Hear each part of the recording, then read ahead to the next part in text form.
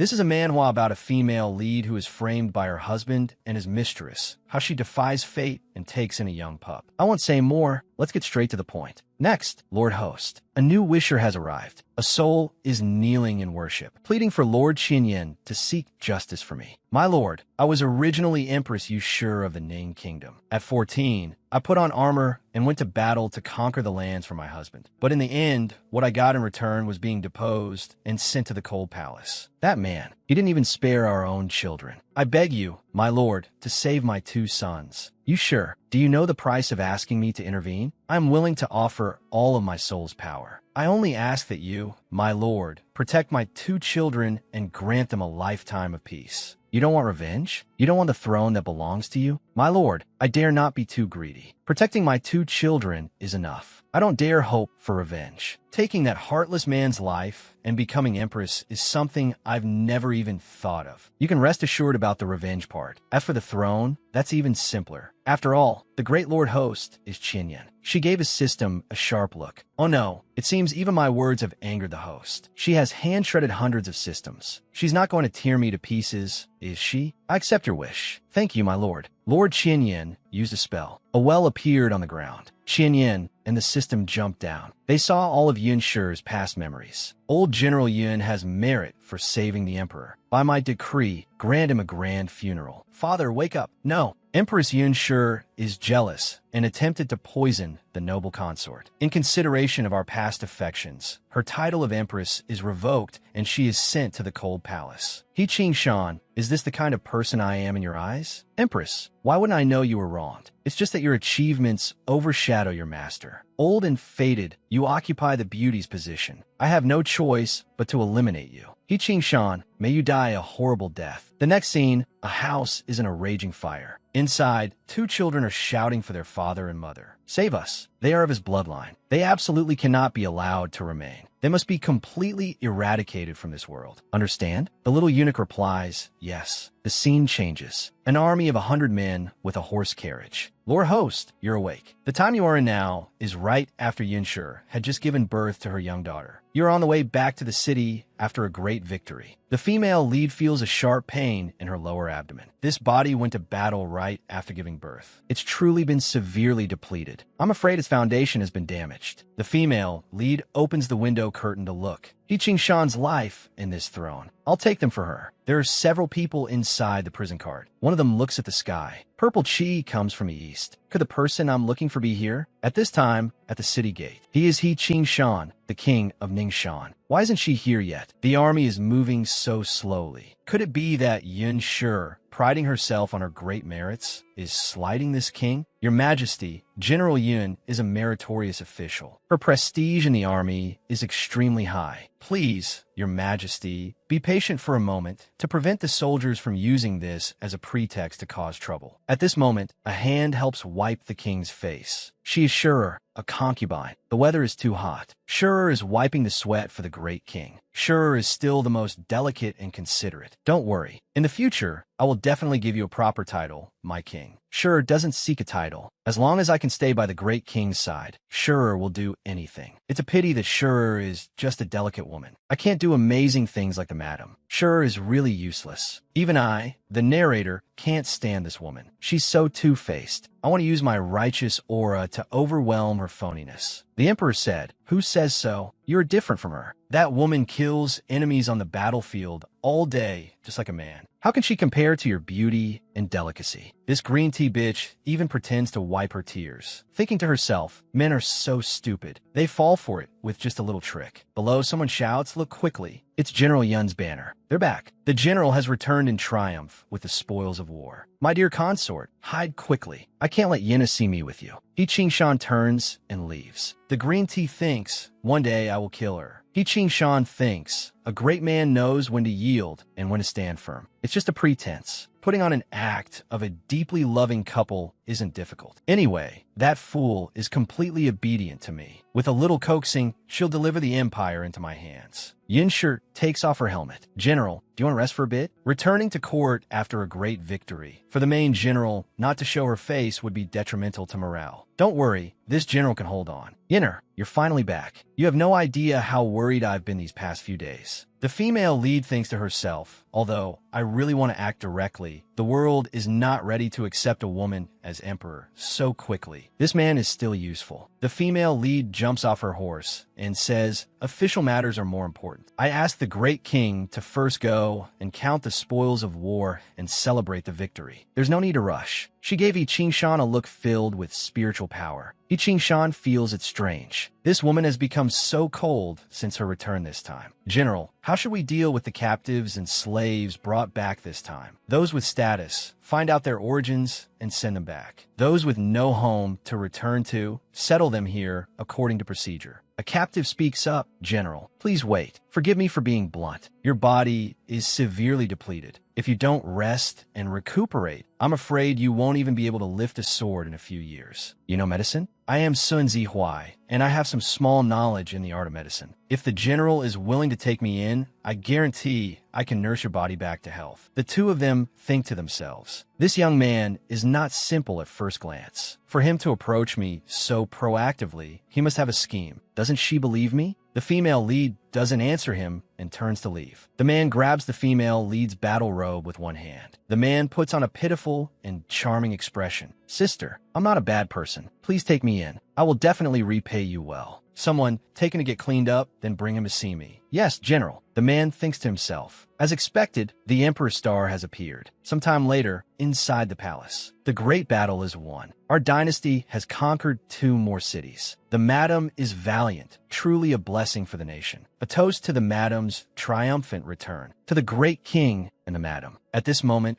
the female lead thinks, what false flattery. Have you found out Sun Zihuai's background? My lord, spare me. Sun Zihuai never appeared when the original owner was alive. I really can't find anything. Got it. This is Yi Qingshan. Yinner, why aren't you drinking this celebratory wine? The female lead glares at him with a look of disgust. Why does she keep looking at me like that? Could it be that she's grown arrogant from her merits and has other intentions? At this moment, the green tea bitch brings over a nourishing soup. Sure is ill, so I will serve the soup to the madam. As soon as Yin Shi returns, I lose all favor. Now, let's see how I can disgust her. Madam, drink it quickly before it gets cold. The female lead takes it and sees through the petty trick. Yin Shi says, my body is too weak lately. It's not suitable for me to take such strong supplements. The bone soup is returned. During this time, you have served the great king well in my stead. I'll give you a bowl of this soup first. This is the green tea bitch. TH this. Next episode preview. Of course, those people outside beg me for medicine, kowtowing for a whole year, and I might not agree. How can you doubt me, sister? Save it, you shallow human. Putting on a pretty face and selling your looks won't fool the Lord Host. You'll just get torn to shreds by her. Empty words are no proof. You treat me with all your heart, and there will be a reward upon success. If you all like this manhwa, please follow the host and give a like. What did the mistress beg for? Why is the young pup being held at knife point? Let's get into the main topic. What, after spending so much time with the great king, you look down on my reward? No, I wouldn't dare. The green tea bitch picks up the doctored soup and chugs it down. She felt as disgusted as if she'd eaten crap. After finishing, she still had to thank the madam for her grace. She thinks to herself, no matter. She's just afraid I poison the soup. Once I drink it first, she'll have no reason to refuse. The female lead interrupts her thoughts. Very good. The green tea bitch trembles with anger. Sure drank that with such gusto. This soup must taste quite good. The female lead ladles another bowl of soup. Great king, you should try some too. This is for this king?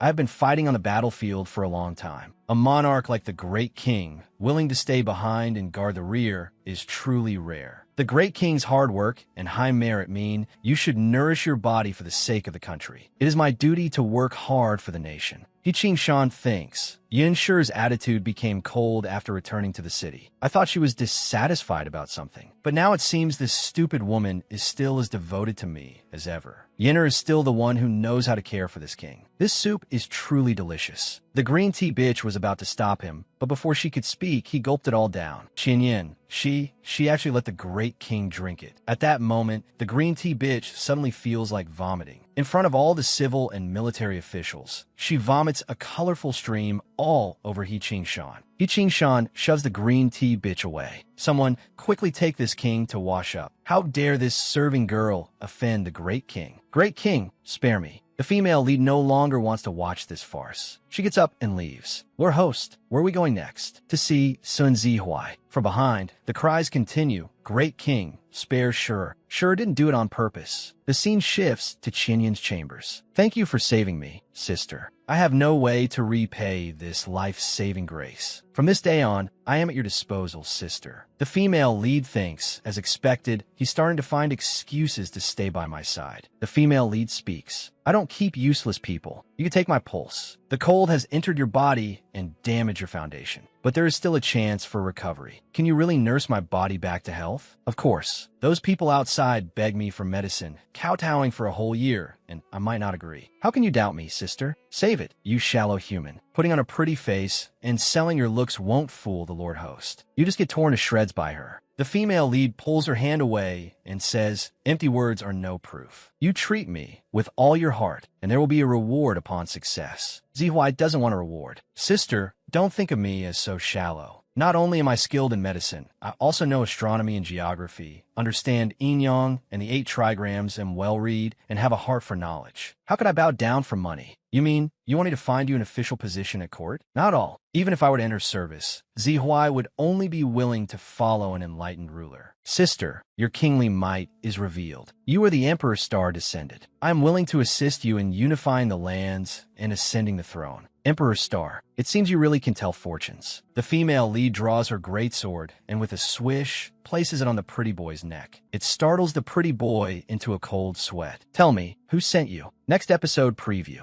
A small child is walking over. Mother is finally back. Can you hug Wenqian this time? Why did you come back covered in dust? Aren't you studying at this hour? The tutor said I'm still young and don't need to be so restricted. He gave me special permission to come out and play. If you like the host, please like, follow, and comment. Unveiling the female lead's painful childhood experiences. Let's get into the story. I am not an enemy spy, but a disciple of the Sun clan. The Sun clan's mission is to assist an enlightened ruler. It is because you, sister, are the one pointed to by the Emperor's star that Zihuai risked surrendering to the city. Now the world is divided in two. Sister, you hold great power. If you press on with the victory, you can unify the world. But the king of Ningxuan is mediocre. The empire must not fall into his hands. I can nurse your body back to health and also help you with strategies. I can definitely assist you in becoming empress. Let me follow you, sister. The female lead thinks this person could be considered a helper, but his schemes run too deep. I must test him thoroughly. The female lead uses her sword to lift the young pup's chin. To follow me, you need to offer a pledge of allegiance. What are you prepared to give? A hand or a foot? Whatever you want, just take it. As long as it can bring peace to the world, this young pup's entire body is at sister's disposal. How should one respond to this? Why am I sensing a different kind of flavor? The female lead raises her 40-meter greatsword. Don't regret it. The system sways from side to side. Don't. The CP I just started shipping. The female lead slashes down with a whoosh. Only a few strands of the young pup's hair fall. You're still merciful. I'll kill you after I've squeezed you dry of all your value. I knew sister couldn't bear to kill me. I accept your pledge of allegiance. Follow me. Yes. This is Yunshi's daughter, Yuan. The female lead tells the system to let Yunshi see her child. System receives the command. In another dimension, a projection appears from the well. This is Shinner. I can finally see you. You can rest assured. In this life, Mother has already asked Lord Qinyan to protect you.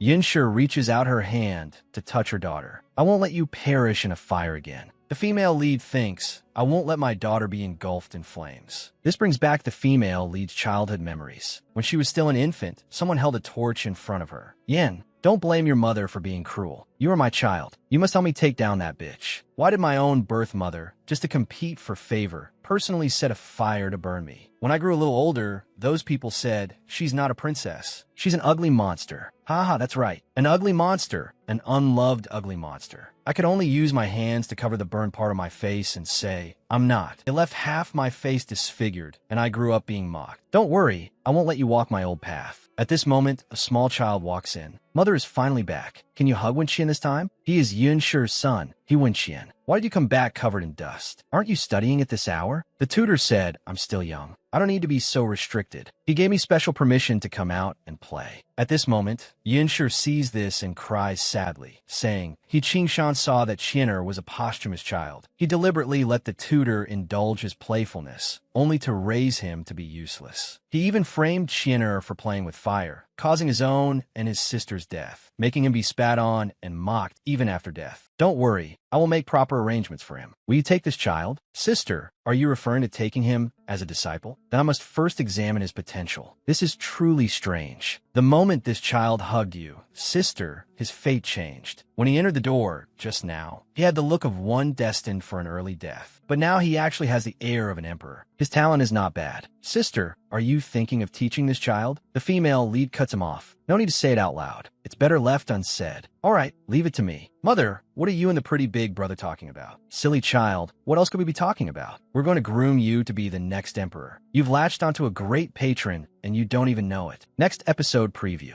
The two of them anger He Qingshan, finally returning to the Lord Host's old business. Time to enter empire-building mode. What's this about the female lead being framed by villains and having to go on an expedition? Let's continue. He Qingshan's chambers. Let this king see your injury. Good, just a few red marks. It won't leave a scar like Yunshi's. You'll still be able to serve this king in the future. Shura thought she had committed an offense in the hall and angered the great king. I didn't expect the great king to still care about me. Shura will definitely serve the great king even more diligently. The green tea bitch wants to get intimate with He Qingshan. He Qingshan dodges with a flash. The green tea bitch's ultimate move fails to connect. She can only fall heavily to the ground. How many times have I told you? Be more restrained when Yin'er is home. The green tea bitch thinks, Qianyin, it's you again. Nothing good ever happens when she's back. I must make He Qingshan drive her away. It's just that Shura was overcome with emotion. I thought we were alone, and the great king could finally do as he pleased. I forgot that when the madam is here, the great king must be considerate both in public and in private. What nonsense are you spouting? You think this king is afraid of her? Simply absurd. The green tea bitch thinks, as expected, a man as proud as He Qingshan has been provoked by my words. He can't tolerate Qianyin anymore. Even a little serving girl like you think so. Does this mean it's being spread all over the palace and beyond? Sure dare not discuss court affairs. He Qingshan becomes anxious, pacing back and forth. This Yin Qianyin is truly a menace. It seems I must immediately send her on an expedition to attack King Chong. Unify the world as soon as possible, and then get rid of her. Someone, prepare the army. Tell the madam to set out on an expedition in 3 days. 3 days later, at the city gate. On this expedition, I'll leave the 2 children in your care. Since they are sisters' children, I will naturally take good care of them. By the way, I specially refined these chi-replenishing pills. I can't be there to look after you, so sister must take care of your health. The female lead thinks, his gaze is so strange. I really want to hit him with a powerful combo. I'll take these. The young pup waves his hand. The children and I will wait for you in the city. He Qingshan sees everything. When did this kid in Yun Xinyan get so close? Has she forgotten my existence? I should still go up and say something for others to see. The female lead dodges with a passive skill. She shouts, sit out. The young pup watches from behind, smiling secretly. He Qingshan turns away in anger, finally returning to the Lord Host's old business. Time to enter empire-building mode. The scene changes. Today, seeing you march to war, you sure dares to beg you one more time. Although I didn't mention it in my wish, my father's death has always been a pain in my heart. I later counted,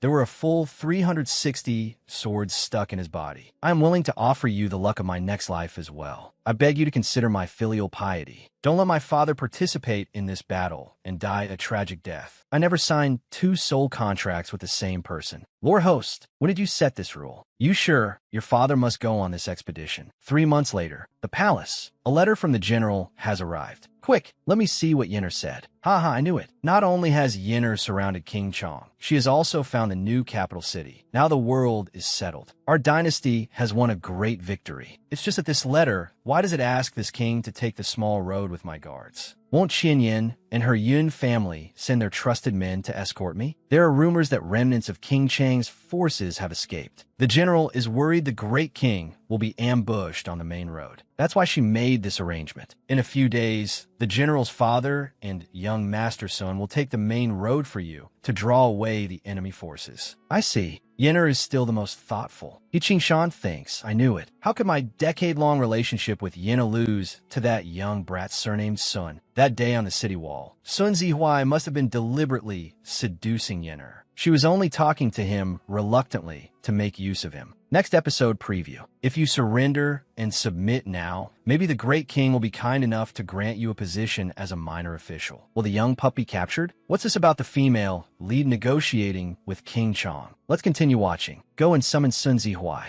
Yes, young Master Sun, a letter has arrived. You have been given special permission to follow to the new capital. You should pack your things soon. The Great King is not traveling with me? That's right. I am Yenner's husband. Yenner will naturally make separate plans for me. After all these years, she is still so attentive to me. Sister is indeed very attentive. He thinks to himself, even this trap is tailor-made for a certain someone. The scene changes. On a small road, a carriage with a few people. He Qingshan opens the curtain and thinks, you sure didn't lie to me. This road has been very quiet. The new capital is just ahead. Once I get there, I can immediately become emperor. At that time, fine wine, beautiful women, wealth, and power will all be mine. A soft thing bumps against his hand. Great King, what are you thinking about? What else could I be thinking about? Of course, I'm thinking about our future. At this moment, the carriage shakes violently. He Qingshan opens the door curtain and asks, how are you driving? Suddenly, a cold, sharp sword is held to his neck. He Qingshan, we meet on a narrow path indeed. Yun Xianyan has reduced me to a wretched state like a stray dog. It's perfect. I'll start with you today. Several people are protecting the young pup in the forest. Everyone, stay alert. We can rest once we rendezvous with Yenner today. A rustling sound comes from the forest. The general vigilantly protects the young pup. A soldier shouts loudly, General, we've found them. Who goes there? It's me. It really is Sister and her troops. That night in the military camp, I knew Sister would come to get me. You were just an incidental pickup. Incidental still counts. King Chong has invited Sister to negotiate in 5 days. He also sent a message saying he used some kind of torture on He Qingshan. If he knew Sister didn't care and was just sitting here drinking tea, he'd surely be angry enough to die and would take it out on He Qingshan. These 5 days are for him to suffer. Torturing him slowly is more interesting. So scary. Good thing I'm not the Lord Host's enemy. Sister, does this mean you're not in a hurry to get rid of He Qingshan? The time is not yet right. Is Sister afraid of being branded a husband killer? Or are you afraid the world won't accept a female emperor? Actually, you don't need to worry so much. Zihuai believes Sister is the best, the most suitable person in the world to rule the empire. That's true, but why do I smell a hint of a white lotus? I will deal with these concerns myself. Also, I don't like being stared at. Understood. The female lead picks up the letter and thinks, negotiations tomorrow. Then she burns the letter. I will make He Qingshan completely lose the people's hearts. On the day of the negotiations, King Chong brings the dogman and woman onto the city wall to do his thing. You audacious rebel, surrender at once. Yun Xianyan, I'm here to negotiate with you today, not to fight you. Hand over all the cities under your control, and I can spare your husband's life. All the cities? That's impossible. If you surrender and submit now, maybe the Great King will be kind enough to grant you a position as a minor eunuch. That's right. Stop struggling. Obediently release this king. I might even spare your life and let you live in luxury. Shut up. It's one thing for Yin Xinyan to look down on me, but what right do you have to speak? A man who relies on seducing women to gain an empire? I'll ruin your pretty face and see how you can be so smug. With a swish, he slashes a cut across his face. My face. My face. King Chong, I'll kill you. The green tea bitch thinks King Chong must be crazy. I'd better pretend to faint. Please don't notice me. Yun Xinyan, if you don't hand over the empire today, I'll kill him with one slash, and you'll be known as a vicious husband killer. Even if I can't have the world, you two won't have a good end either. Next episode preview.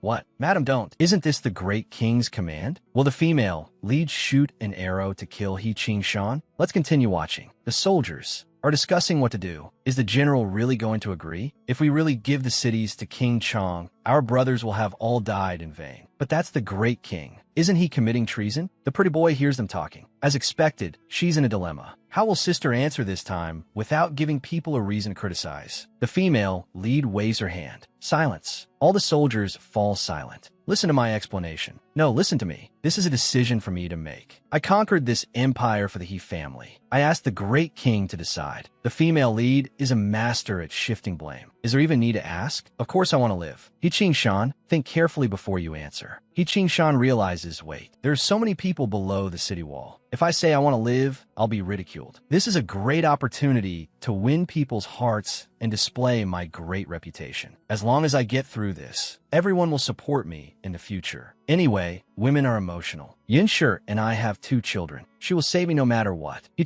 Shan puts on a righteous face and shouts loudly. Yinner, don't mind me. To sacrifice the fallen soldiers for my sake alone would make me a sinner. Kill me. I am willing to sacrifice myself for the country. The female lead thinks, you're the one who said it. Soldiers, the great king is righteous and understands the greater good. What should we do? We swear our loyalty to the great king. Cut off King Chang's head. Yinner, the great king has heard. All the soldiers present will remember you and avenge you. She draws 2 arrows from her back, draws the bow, and aims at King Chong and He Shan. Now, I will personally send you on your way. If you like this manhwa, you can search on Kwai Can for Villainous Empress. Yinshi, you want to kill me? The green tea bitch, who was pretending to be dead, suddenly gets up. What? Madam, don't. Isn't this the great king's command? The young pup thinks, sister is truly brilliant. With just a few words, she pushed He Shan into a corner. If he goes back on his word now, he'll completely lose the army support. He Shan changes his tune. Don't worry about anything else. I was joking. Give them the cities. Give them everything. Nothing is more important than my life. I beg you, don't shoot. I'm your son's father. I don't want to die. An enemy soldier sees He Shan. Liquid is trickling down from below. Look, He Shan wet his pants from fear. What is pants? Wasn't the great king so righteous just now? Could it be that this cowardly appearance is his true face? The soldiers are murmuring. What a disgrace. So hypocritical. How can someone like him be our king? It's not like that. You can go on your way in peace. 2 arrows shoot out. They lodge in the chests of He Shan and the green tea bitch. Yin, you really are a bitch. The scene changes. Suddenly, a pair of eyes opens. Someone says, the great king is awake. He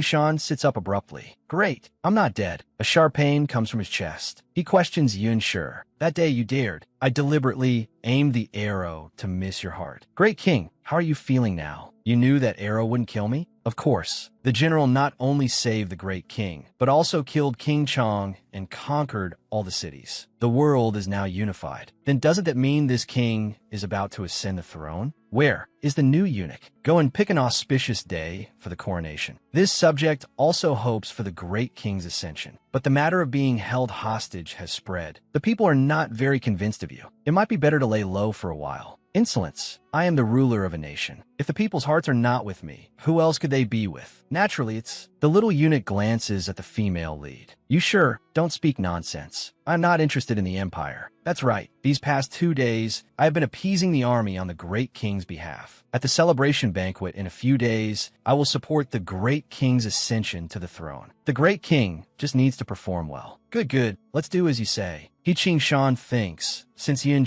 has already arranged everything for me, I can just wait comfortably to take the throne. Next episode preview. It seems General Yun is the enlightened ruler indicated by the fire dragon. We ask the general to follow the mandate of heaven and ascend the throne immediately. A fire dragon appears. Will the scumbag ascend the throne as he wishes? Let's continue watching. One early morning, the female lead is taking a walk in a pavilion. Lord host, what happened to becoming empress yourself? Even if you don't want it, don't let He Shan have it so easily. It's too difficult for a woman to become empress. I must have a legitimate reason to ascend the throne. At this moment, the pretty boy walks over. The matter of building momentum for me. I don't need to teach you, do I? No need. ZY has already prepared everything for sister. These 2 are talking about things I don't understand again. That's good. At the celebration banquet, everyone present has contributed to the nation. This king toasts you all. Thank you, great king, madam. The scumbag thinks, with Yinshi here, this group of military officials is indeed still respectful to me. It seems my ascension to the throne today is certain. Yinner, don't you have something to say today? The female lead thinks he's getting impatient so quickly. Everyone, the world is now in need of reconstruction and requires an enlightened ruler to govern. I think we should have the great king ascend the throne as soon as possible. What do you all think? The scumbag's lackey says, this subject also believes that the great king's early ascension can stabilize the people's hearts. As the ruler of a nation, the great king should rightfully ascend the throne. The 3rd of next month is an auspicious day. Since all my beloved ministers hold me in such high esteem, let's hold the grand ceremony on the 3rd of next month. After this king ascends the throne, I will grant titles and promotions to all meritorious officials. We will build the nation together. At this moment, someone interrupts his speech. Hold on. This empire was conquered by General Yun. The one surnamed, he didn't contribute at all. On what grounds should he ascend? The pretty boy thinks, He Qing Shan, do you really think you can succeed? How audacious, relying on your military merits to speak so wildly. Are you trying to rebel?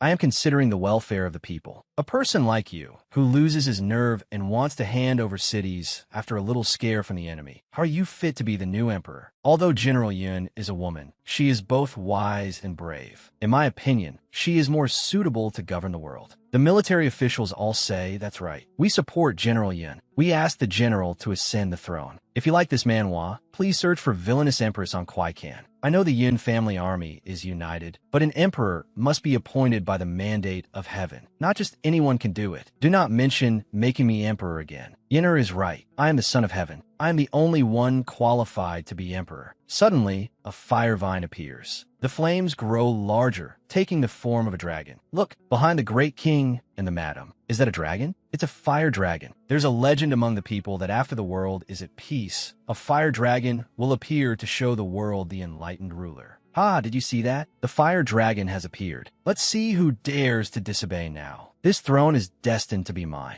The female lead thinks belongs to you? Not necessarily. The fire dragon is changing. The character for Yun appears. The scumbag speaks. What's going on? How did it become the character for Yun? This is impossible. Suddenly, a person kneels down. It seems General Yun is the enlightened ruler indicated by the fire dragon. We ask the general to follow the mandate of heaven and ascend the throne immediately. All the ministers below kneel down. We ask the general to ascend the throne. The scumbag is so shocked he can't say a word. The pretty boy thinks those fireworks I set off were really beautiful. From now on, I should call you Your Majesty's sister. Yinner, you're not going to agree, are you? You said you would support me. Great king, the mandate of heaven cannot be defied. Long live your majesty. Long live your majesty. My beloved ministers, you may rise. Next episode preview. Yun Shi watches the entire process from the well. This subject accepts the decree. Thank you, Your Majesty. This son thanks Mother Emperor for your grace. Thank you, Lord Qinyan. My Qinner no longer has to suffer. I can finally rest assured. From now on, I hope all my ministers will create a prosperous era for the Yin kingdom with me. The coronation is complete. Bow to the new emperor. Did the female lead encounter any trouble after ascending the throne? Let's continue watching. On the day of the coronation ceremony, Yinner, are you really going to become empress? This empire has always been a man's business. A woman can't do it. Don't think it's so easy. The fire dragon appeared and pointed to me as the enlightened ruler. Does the great king wish to defy the will of heaven? Yinner, I just think being emperor is a difficult task. You've been fighting for many years and are already very tired. How can I bear to let you worry about state affairs again? Give the throne to me. I will protect the empire for you and shield you from the wind and rain. How about I make you the empress, and you can enjoy a life of luxury in the rear palace? The system is shocked. You conceited, ugly man, don't come over here. The female lead flashes away. The scumbag lunges at empty air. He used too much force and kissed the ground directly. Beautifully done.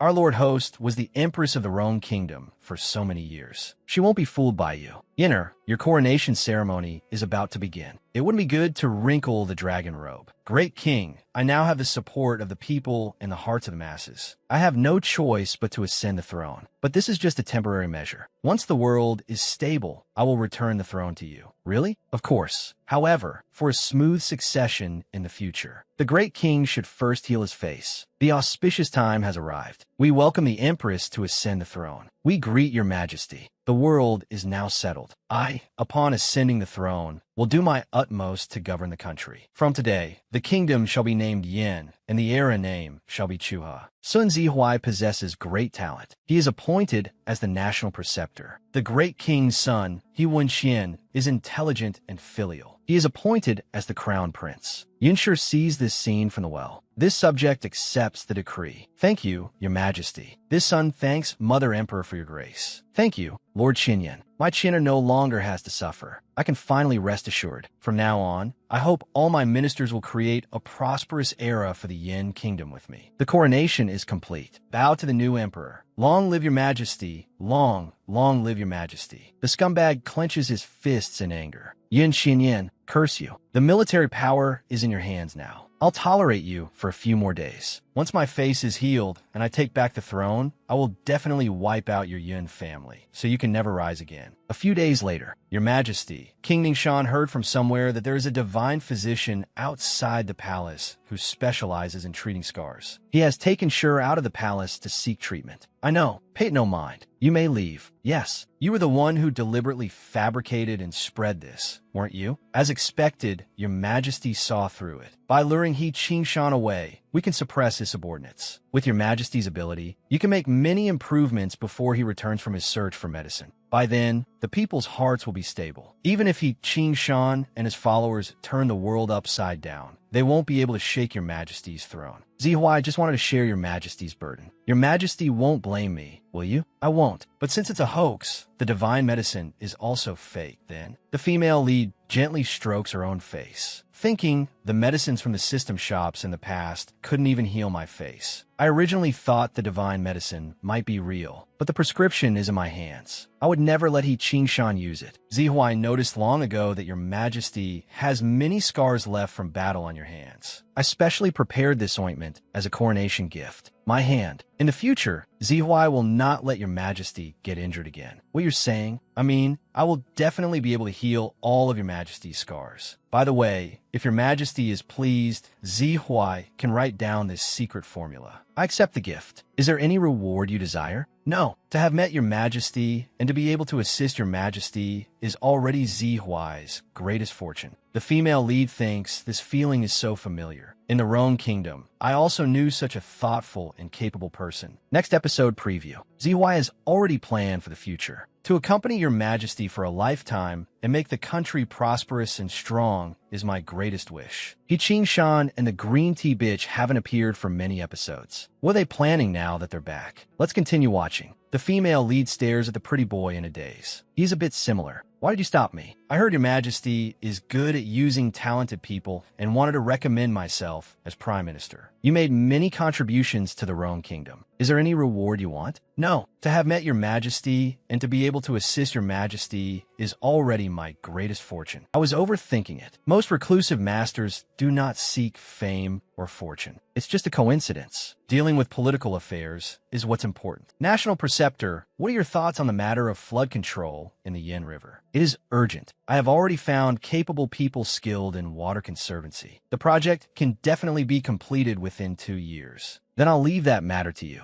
As you command. 2 years later, a bustling town, with Her Majesty the Empress in charge. Our lives as citizens of the Yin Kingdom are getting better and better. That's right, and it's also thanks to our national preceptor being such a capable person. A folk nursery rhyme is sung in the streets and alleys. With the Empress's rule, the people of Yin live prosperous lives. From the Golden Throne Hall, the call to end the court session is heard. Outside the court, Minister Li is bringing up the matter of letting King Ningxuan succeed the throne. I knew you were trying to disrupt the court. That's right. Her Majesty's achievements are outstanding, and everyone is convinced. For you to ask her to abdicate is to endanger the Yin Kingdom. You have the numbers on your side. I won't argue with you. Congratulations, Your Majesty. For the past 2 years, the court officials and the common people have been full of praise for you. He Qingshan has completely lost his footing. The female lead sizes up the pretty boy. The pretty boy averts his gaze. Why is Your Majesty looking at me like that? All the officials are asking if the national preceptor is already married. Looking at you, you are indeed of age. The pretty boy can only give a bitter smile and kneel. Your Majesty, by saying this, are you tired of Zi Huai and no longer want Zi Huai by your side? The system pops out and says for the past 2 years, the White Lotus Inn on this guy has grown even stronger. You are unwilling to marry? It's because Zi Huai has already planned for the future. To accompany your Majesty for a lifetime and make the country prosperous and strong is my greatest wish. Can your Majesty grant me this request? Ha ha ha. Lord Host, quickly agree to it. Your Majesty, King Ningxuan has returned to the palace. He is waiting for you in the Hall of Political Affairs. It seems he can't sit still any longer. National Preceptor, come with me. This subject obeys. The Hall of Political Affairs. Her Majesty the Empress has arrived. Yinner, after 2 years apart, we, husband and wife, finally meet again. The pretty boy says sarcastically, King Ningxuan, your grace is the same as it was 2 years ago. It seems the divine physician is indeed hard to find. Sun Zihuai, I came to find Yinner. Why did you follow? In the Hall of Political Affairs, we only discuss state matters. You came straight here upon returning to the palace, so you must have an important matter to report. Thus, it is natural to invite the National Preceptor to discuss it together. Speak, what is it? On my way back to the palace, I heard that many people have been hoping for my return recently, and it has even caused disputes in the court. Disputes? Is there such a thing? King Ningxuan, are you referring to the discussion today about you succeeding the throne? That was refuted by all the officials before Her Majesty could even make a decision. You need not worry too much. Refuted by all the officials? He Qingshan thinks, I worked so hard to incite my old subordinates before returning to the palace, and it didn't even make a ripple. Has Yin Qinyan's position become so stable in just 2 years? That woman doesn't understand state affairs at all. She must have relied on that guy, surnamed Sun, to secure her throne. To take back the throne, I must first separate the two of them. Yinner, let's talk about this matter later. I've missed you for these 2 years. We haven't seen each other in a long time. You must have a lot to say to me, too. He Qingshan gives the green tea bitch a look. National Preceptor, if there are no other important matters, you may leave. This servant will see the National Preceptor out, so as not to disturb Her Majesty and the great king's conversation. Lord Imperial Preceptor, this way please. You wouldn't want Her Majesty to earn a reputation for neglecting her husband and being an unfaithful wife because of you, would you? If you know what's good for you, get lost. Push me too far, and I'll spread the word about your sordid, ambiguous affair everywhere, ruining both your reputations. The female lead thinks this He Qingshan's methods are as despicable as ever, but his mind has gotten even stupider. Neglecting her husband, being an unfaithful wife. He Qingshan, is this how you discipline your servants? Next episode preview. Otherwise, you will never be qualified. Understand? Flipping a nameplate. To favor you, you treat me like a woman. So don't you go too far. He Qingshan wants to make an adult film with a female lead. What happens next? Keep watching to find out. Neglecting her husband, being an unfaithful wife. He Qingshan, is this how you discipline your servants? TH this. The female lead doesn't wait for him to speak and slams a hand on the table. Our relationship with the Imperial Preceptor is that of a monarch and a subject. A mere lowly maid dares to make wild accusations. The green tea is so scared she collapses. This servant didn't mean that. This servant was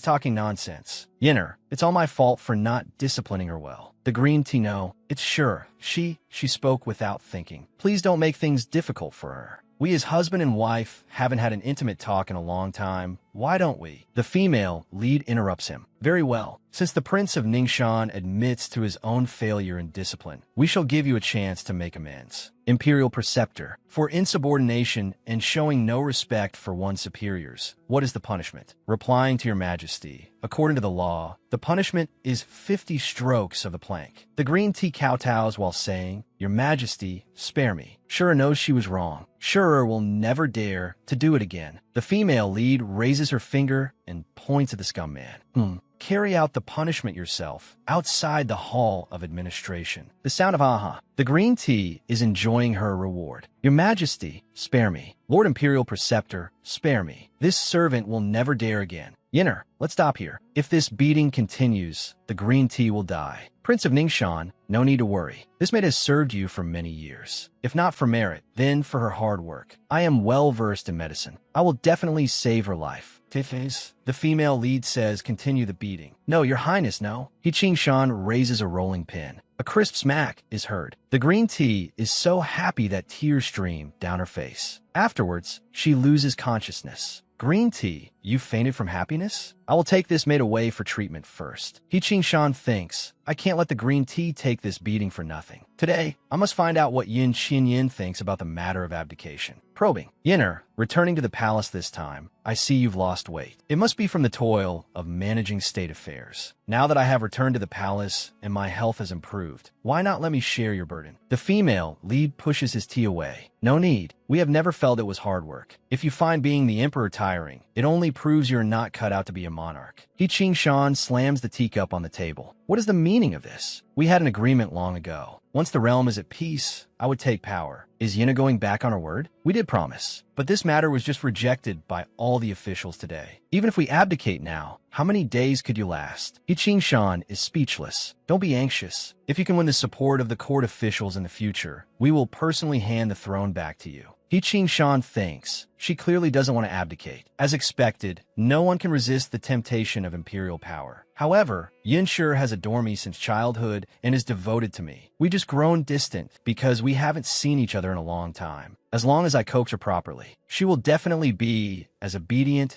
and submissive to me as before. Besides, the current Yinshur has become so ravishingly beautiful. It's no exaggeration to call her a national beauty. Getting intimate with a beauty like this, I wouldn't be losing out. Yinner, let's not talk about the matter of abdication today. Let's not hurt our marital bond over this. After you finish reviewing the memorials, shall I return to the bedchambers with you? The female lead had long since noticed his despicable intentions. She grabs his outstretched hand. With a twist and a push, the sound of a bone cracking is heard. Insolent. Ayaya. The master is amazing. It would be best to cripple his third leg. Yinshur, have you gone mad? Why did you break my hand? Still unrepentant. We have said long ago that in the Hall of Administration, we only discuss state affairs. Yet you are here obstructing official business with unruly intentions and damaging the moral fabric of our great Yin nation. You're just being alarmist. Getting intimate with one's own wife. What's wrong with that? The female lead turns to the bookshelf. To be intimate with us, do you have the proper status? She pulls a book from the shelf, Palace Regulations. Take a good look at these palace regulations. Either be conferred the title of Prince Consort and wait for us to flip your nameplate, or wait until we are in the mood to summon you for our favor. Otherwise, you will never be qualified. Understand? Next episode preview. How will the court ministers react when they find out the Prince of Ningxuan is unreasonable and ill-tempered? Replying to the imperial preceptor, this lowly one has spread the news as you instructed. Now, all the lords are saying the Prince of Ningxuan lacks virtue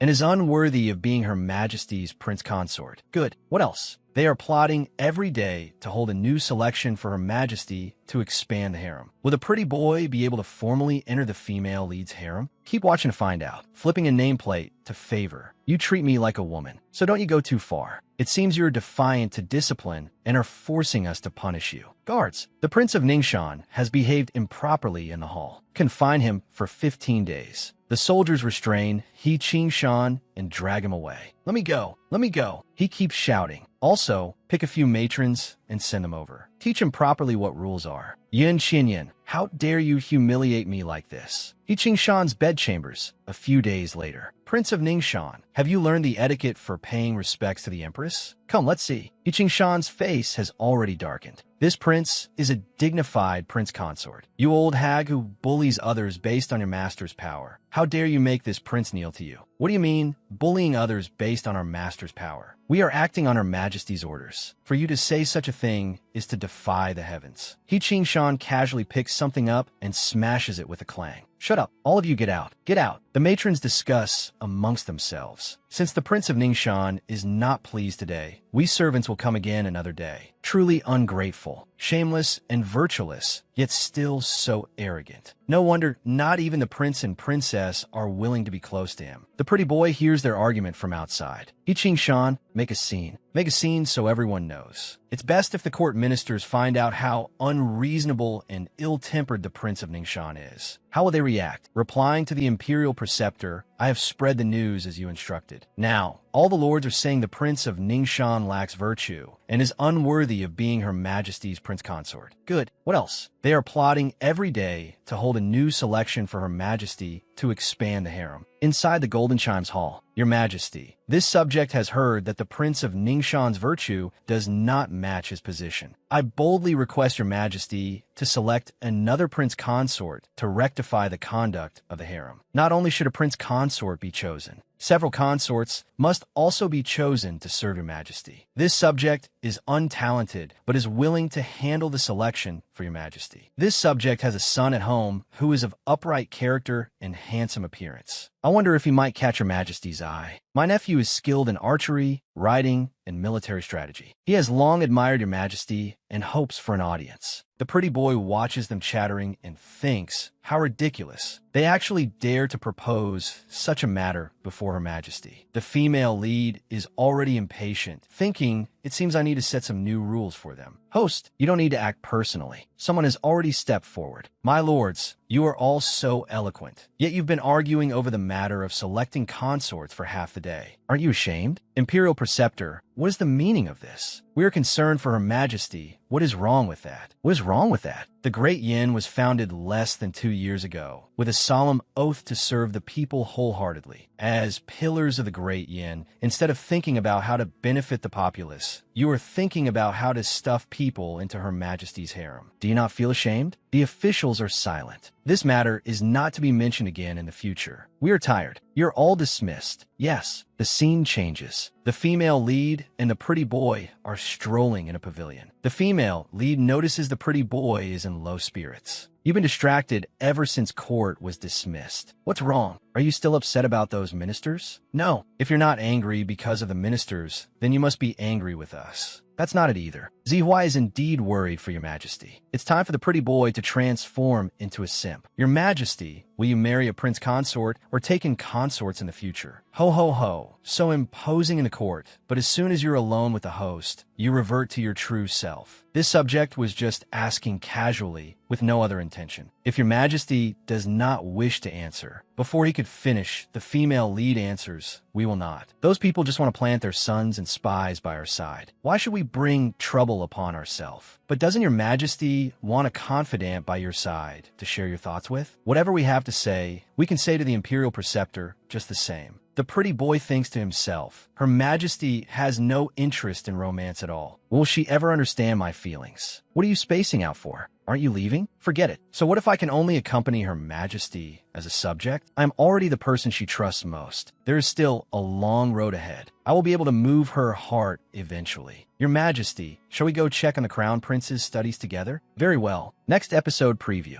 He's certainly keeping close watch. Since he loves eavesdropping so much, then deliver a grand gift to my good husband on my behalf. Chinner, you've been restless lately. Why don't you follow the Imperial Preceptor out of the palace for a few days to relax? Really? Thank you, Mother Empress. The green tea feels an opportunity has come. Yi Qingshan wants to kill the pretty boy, capture his son alive to threaten the female lead. We'll see what happens next. Appoint the worthy without a second thought. Remove the wicked without suspicion. Suspicious schemes. Suspicious schemes. Suspicious schemes harm the state. 100 plans come to naught. Your Highness, weren't you reciting this from memory just 2 days ago? Why are you rusty again today? Chinner, you have something on your mind. Your son, the matter of father's confinement has caused a huge uproar. Your son has been unable to sleep at night because of it. So you want to plead for him? Of course not. I wish I could be as far away from that person as possible. You detest him? Yes. Father was the one who abandoned your son and younger sister first. In the past, before Mother Empress returned to the palace, even if people came to our door to bully us, he would ignore it. My sister was also physically weak, yet he sent an incompetent doctor to look after her, nearly causing her to suffer from a chronic illness.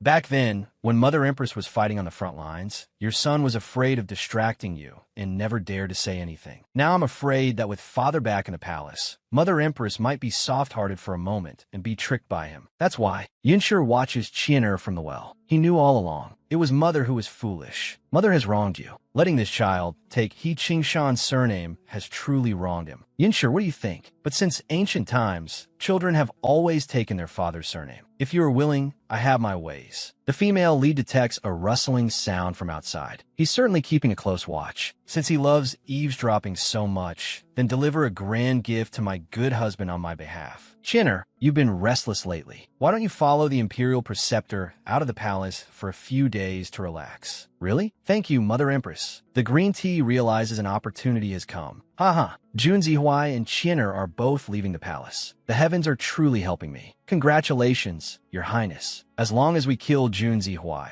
Yinshi will have no one to assist her and will soon lose power. What's more, Chinner is her own flesh and blood. With him as a hostage, how can we fear that Yinshi won't obediently hand over the throne? But when the two of them leave the palace, Yinshi will definitely assign more men to protect them. Can we handle them? A young boy and a weak scholar. How can we not handle them? I have confidants secretly placed in the court 2 years ago. It's time to let that group of people be of use. He Qingshan pulls a jade pendant from his clothes. Quickly deliver this jade pendant to Minister Li's residence. With this token, have him inform all of this prince's old subordinates to kill the pretty boy and capture He Wenxin alive. Once it is done, we will immediately force an abdication. Outside the city walls, Chinner, this time, as you and the Imperial Preceptor leave the palace, you must not just travel for pleasure. Observing the landscapes of Great Yin and understanding the people's conditions is what's most important. Your son will remember Mother Empress's teachings. Be careful with everything. I understand. Behind them, 2 shady figures are talking. They've left the city. Quickly go tell the brothers to set up an ambush on the road. In He Qingshan's bedchambers, there are several letters. They read, Yin River assassination failed. 3 men sent were all killed. Guan Mountain assassination failed. 7 men sent were all poisoned to death. Wu River assassination failed. 5 men fell into an ambush and were captured, where their identities were exposed. A bunch of good-for-nothings. It's been 2 months, and they still haven't intercepted He Wenxin and the pretty boy. Now they're about to return to the palace. What if Her Majesty finds out? The final strike outside the city must succeed. Failure is not an option. They must not be allowed to return to the palace alive. Prince of Ningxuan, this is bad. The Imperial Preceptor and the Crown Prince have met with a mishap outside the city. Her Majesty is extremely anxious and requests your immediate presence at the Golden Chimes Hall. It was a success. Hee, that bunch of bumpkins are somewhat useful after all. Let's go, green tea. Let's see how Yun Xinyan makes a fool of herself in court without Jun Zihuai.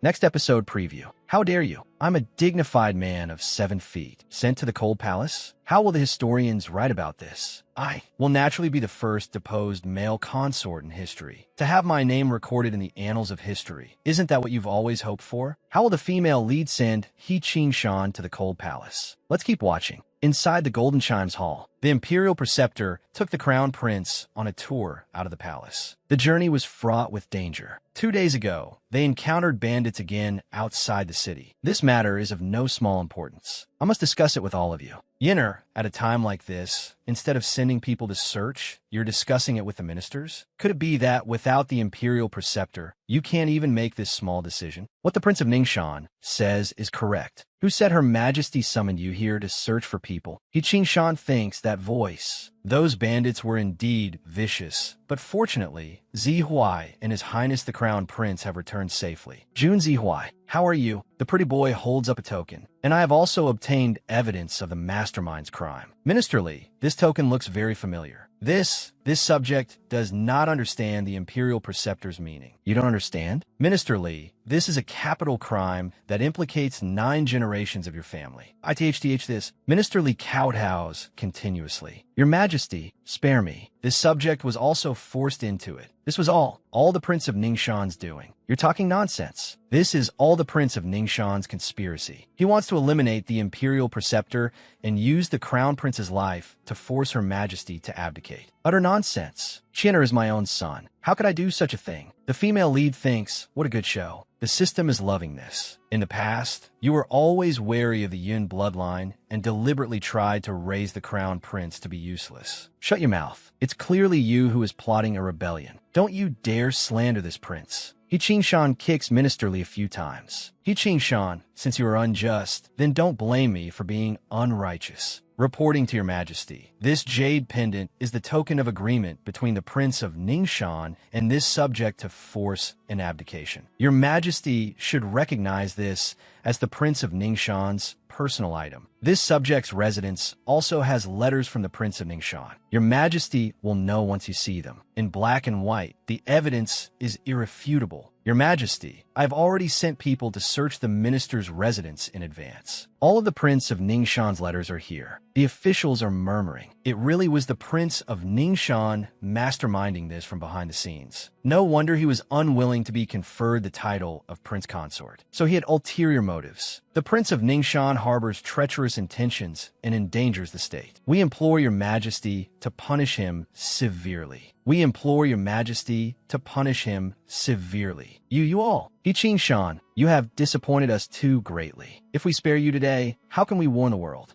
Disappointed? You deliberately exposed me in court, causing me to lose all face. You must be feeling quite pleased with yourself. Yun Xinyan, for the sake of the throne, you disregarded our years of marriage and framed me. Truly the most venomous heart belongs to a woman. The female lead slams her hand on the armrest with a bang. Enough. Yi Qingshan, stop acting as if we have wronged you. When we were at war, you were in the capital with women in your arms. We overlooked your past and gave you glory and wealth, yet your treacherous heart remained, plotting to harm the heir. Each and every one of these deeds is enough for us to kill you 100 times over. Yi Qingshan is so scared he backs away. What are you planning to do? Guards, the Prince of Ningxuan has committed a great crime. Immediately throw him into the cold palace, never to take a single step out for the rest of his life. How dare you? I'm a dignified man of 7 feet. Sent to the cold palace? How will the historians write about this? I will naturally be the first deposed male consort in history. To have my name recorded in the annals of history. Isn't that what you've always hoped for? You, the host, delivers a fatal blow. Let go of me, Yun Xianyan, for humiliating me like this. I won't let you go even as a ghost. Take him away. Yi Qingshan has really gone mad. Yes. The female lead takes Wenxian's little hand. My lords, Yi Qingshan's character is corrupt. He is not fit to be a father. From this day forth, our son and daughter will change their surname to Yun. Do any of you have objections? No, of course not. Right?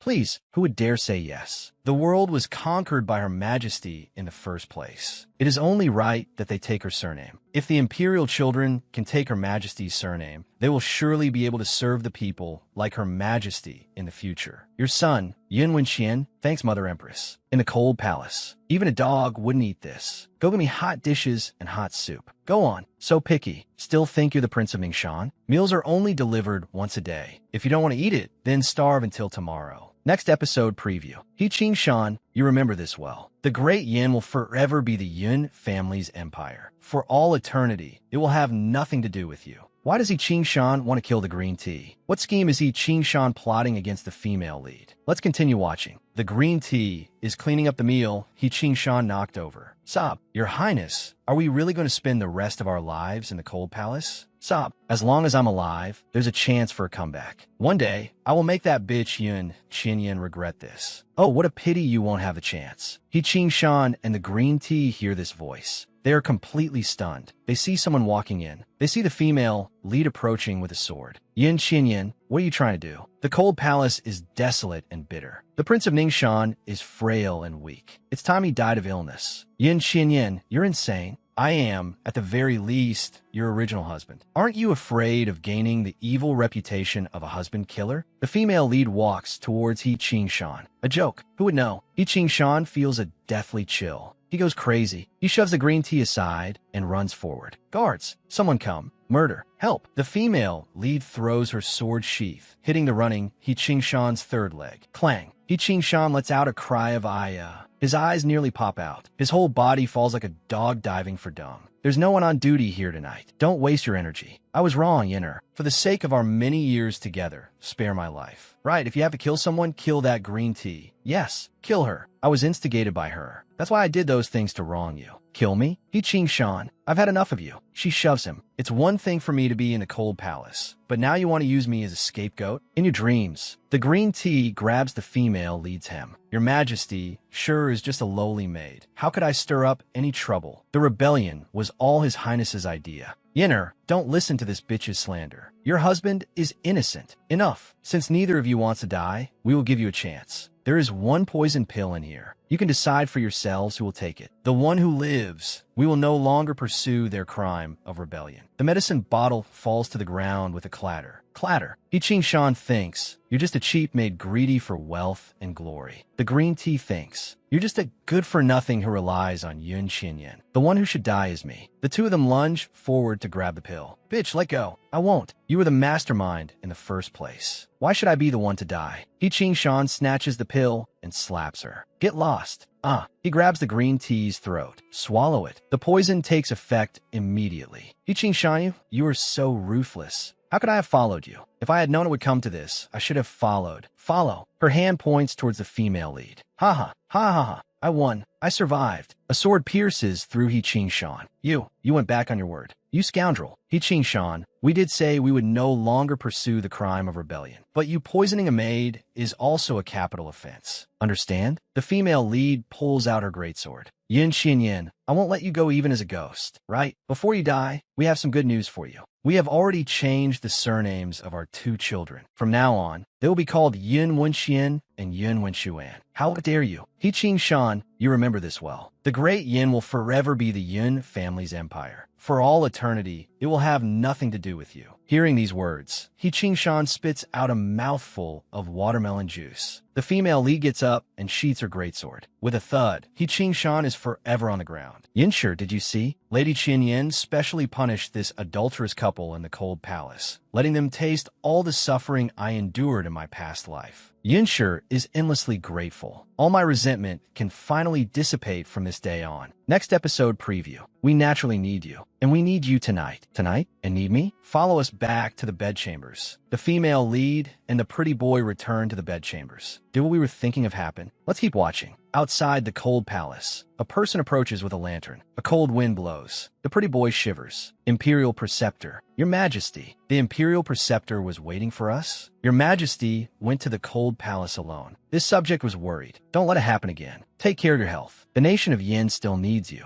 And what about your Majesty? Does your Majesty need Zi Huai? We naturally need you. And we need you tonight. Tonight? Need me? Follow us back to the bedchambers. Qinyin's bedchambers. You may all leave. Yes, Your Majesty. The pretty boy thinks, I'm not even ready yet. Your Majesty, do you really want Zi Huai to accompany you immediately? Although Zi Huai has long looked forward to this day. But to act like this tonight, would it not be against the rules? The pretty boy is thinking about getting intimate. The female lead, not knowing what she's looking for, just replies, oh, why? We just wanted to discuss a medical text with the Imperial Preceptor. What's improper about that? The pretty boy realizes it's a medical text and is completely dumbfounded. So it wasn't the kind of discussion he was thinking of. A medical text. But Your Majesty just dismissed all the servants. Since you are lending us the Shuensure medical text, we must naturally follow the rules and not let others overhear the secret formulas. Oh, right. Zi Huai knew Your Majesty was always thoughtful. The pretty boy thinks, I must have been possessed by some unclean thing. From night until early morning. Your Majesty, it's almost time for the morning court. Should we wake the Imperial Preceptor? No need. Let him sleep. Outside, a voice announces, Mother Empress, Mother Empress. Chinner, why are you in such a panic? Father and that maid both died suddenly in the cold palace last night. Have you heard about this? For those two to die right after entering the cold palace, will the people of the world not maliciously speculate about Mother Empress? It's fine. Those two committed many evil deeds. Their sudden death from illness will only be seen as them receiving heavenly retribution. Chinner, as the future son of heaven, you must not be so rash over small matters in the future. Understand? Yes, your son will definitely be dignified and composed in the future. But when Xian seems to have noticed something, Master, this, Mother Empress, Master, why are you in her bedchambers? The pretty boy approaches the female lead and says matter-of-factly, the Imperial Preceptor stayed here last night. When Xian's eyes show stayed over, a whole bunch of words like stayed over and self-doubt appear. When Xian thinks, what did I just hear? Stayed over? In the middle of the night, an unmarried man and woman, alone in a room. Your Majesty, why didn't you wake this subject? This subject also has to attend court today. You were exhausted last night. You don't need to go today. We saw that you were frail, so we have sent some nourishing supplements to your residence. Go back and recuperate properly. Your Majesty, please don't say that. Zi Huai's stamina is very good. I only dozed off for a little while after dawn. When Xian heard something that seems quite scandalous, Who wouldn't get the wrong idea after hearing that? I don't care. In this moment, my ship is real. Chinner, from now on, you must practice martial arts diligently to strengthen your body. Don't be like the Imperial Preceptor, unable to withstand any exertion. Your son understands. Wen Xian thinks about the scene they just described. Exhausted last night. Recuperate your body. Unable to withstand exertion. Is it what I think it is? Little dumpling, what wonderful things are in your head. Let me see too. Master, last night you and Mother Empress. He can't bring himself to say it. He just thinks, is Master going to become my new father? The pretty boy yawns and says,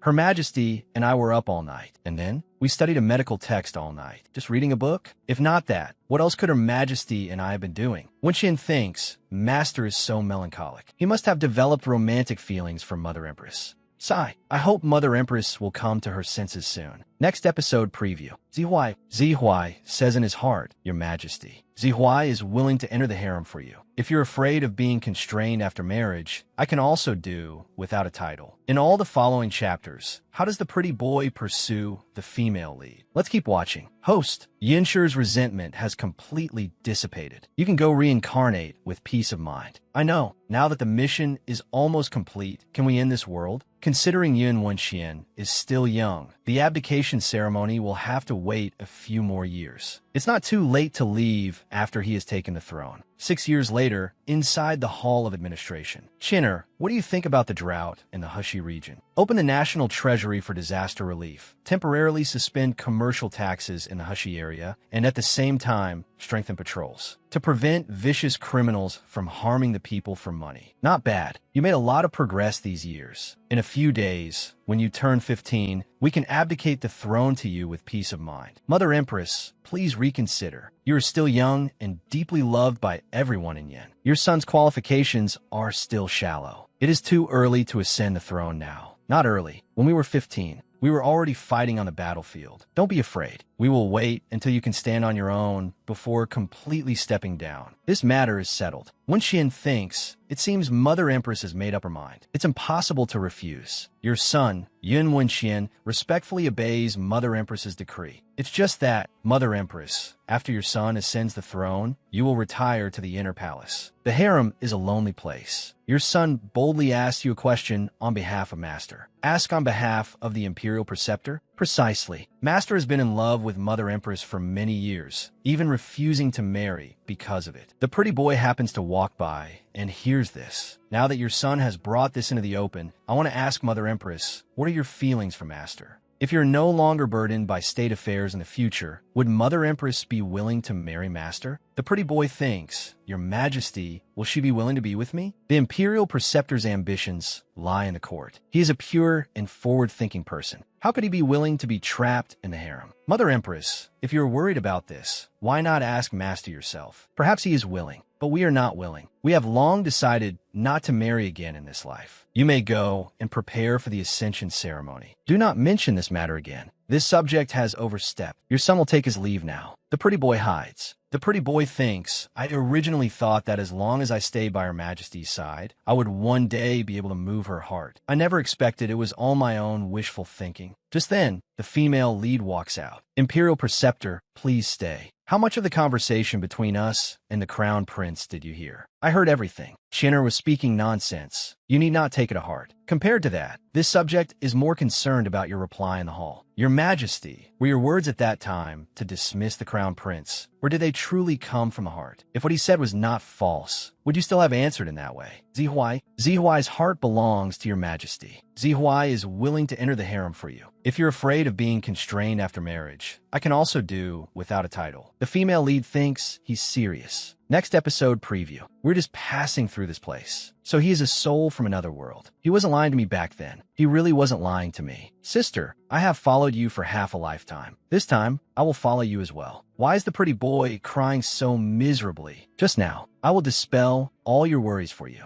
If so, the pretty boy's hand reaches forward. The female lead's hand also comes over. Would you be able to let down your guard and try to accept Zihuai? The system jumps around, saying, don't hesitate. Accept him, accept him. Just then, the female lead pulls her hand away. You should find another family. Or what? Your Majesty tells me to find another good match. But having met a woman I truly admire, how could I ever fall for someone else? Host, with one sentence, you've broken two people's hearts. Sob, why must you be so persistent? There can be no result between you and us. Your Majesty, how would you know without trying? The female lead then hands him a handkerchief. You have always been able to divine the future. Go cast a divination, and you will know. We're just passing through this place. We do not understand matters of love, much less will we get involved. To make me give up, you would even use your fate as a guarantee? Forget it. There's no need for a divination. Zihuai also understands what to do now. I only ask that your Majesty does not distance yourself from Zihuai because of this. To be able to continue to accompany you is enough for me.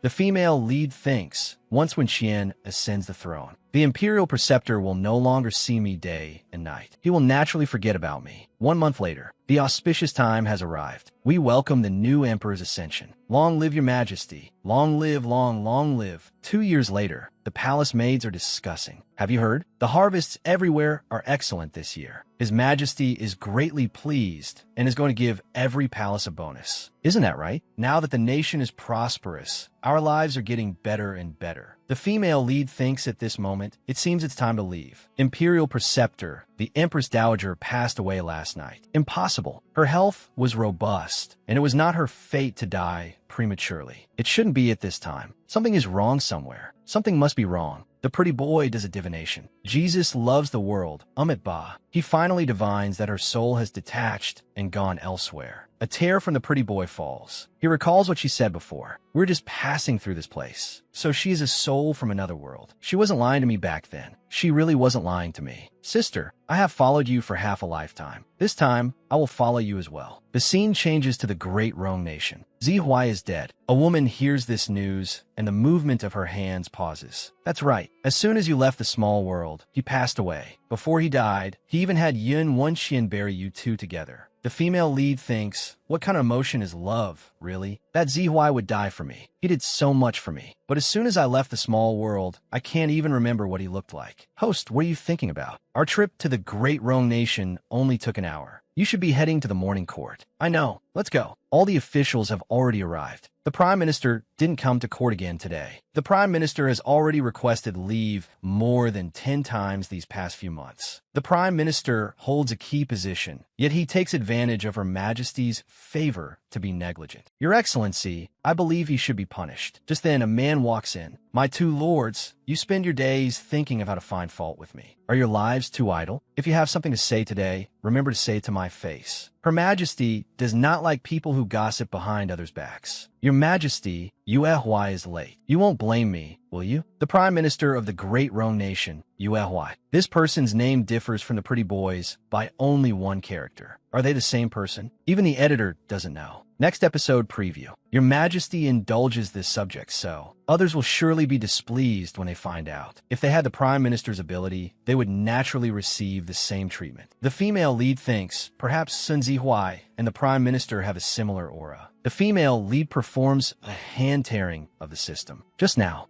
in the Imperial Garden, for me to invite your Majesty to admire the flowers at this time. I'm not interrupting your Majesty's practice, am I? Your Majesty indulges this subject, so others will surely be displeased when they find out. If they had the Prime Minister's ability, they would naturally receive the same treatment. However, seeing the Prime Minister today, we feel you look very much like someone we know. The female lead thinks perhaps Sun Zihuai and the Prime Minister have a similar aura. Oh, is that so? The Prime Minister is already in turmoil inside. No way. Whenever I go to a small world, I forget everything about the great Rome nation. I couldn't have possibly let something slip and let Her Majesty discover that I am Jun Zihuai, right? Forget it. There are many people in the world who look alike. Perhaps we were mistaken. Suddenly, a guard shouts loudly, "Assassin! Protect Her Majesty!" With a whoosh, whoosh, whoosh sound, several arrows fly over. Your Majesty, be careful. 2 arrows fly towards the female lead's feet. Your Majesty, this servant will protect you.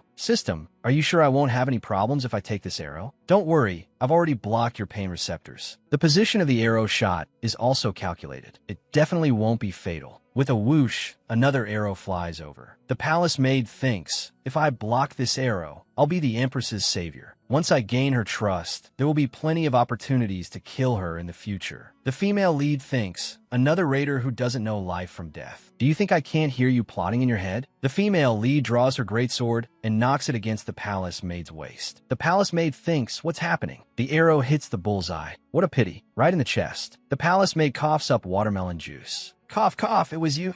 You even killed the person who saved you. The rumors were all true. You really are a cold-blooded, venomous tyrant who treats human life like grass. Don't be so smug. Even if I die, thousands upon thousands of raiders will come. They will definitely kill you, the biggest villain in this power plane. Foolish. It's the same old story again. The rumors slandering Her Majesty in the other worlds are getting more and more insane. You bunch of raiders are blind in both eye and heart. Can't you see that Her Majesty is beloved by everyone in the Great Rome Nation? The person who tricked you into coming to kill her is the one with truly sinister intentions. Nonsense. The system told me. The female lead interrupts her. Oh, I almost forgot about the system. The female lead walks towards the palace maid, who keeps backing away. What are you going to do? The female lead reaches out her hand, grabs the system, and yanks it out. You can actually touch me? This is impossible. I'll give you two choices. Either expose the mastermind or be torn to shreds. Which do you choose? Who are you trying to scare? I'm a high-level system. I don't believe you can tear me. It seems you've chosen the second option. No. Empress, Your Majesty, spare me. I was wrong. It's not that I don't want to tell you, but if I do,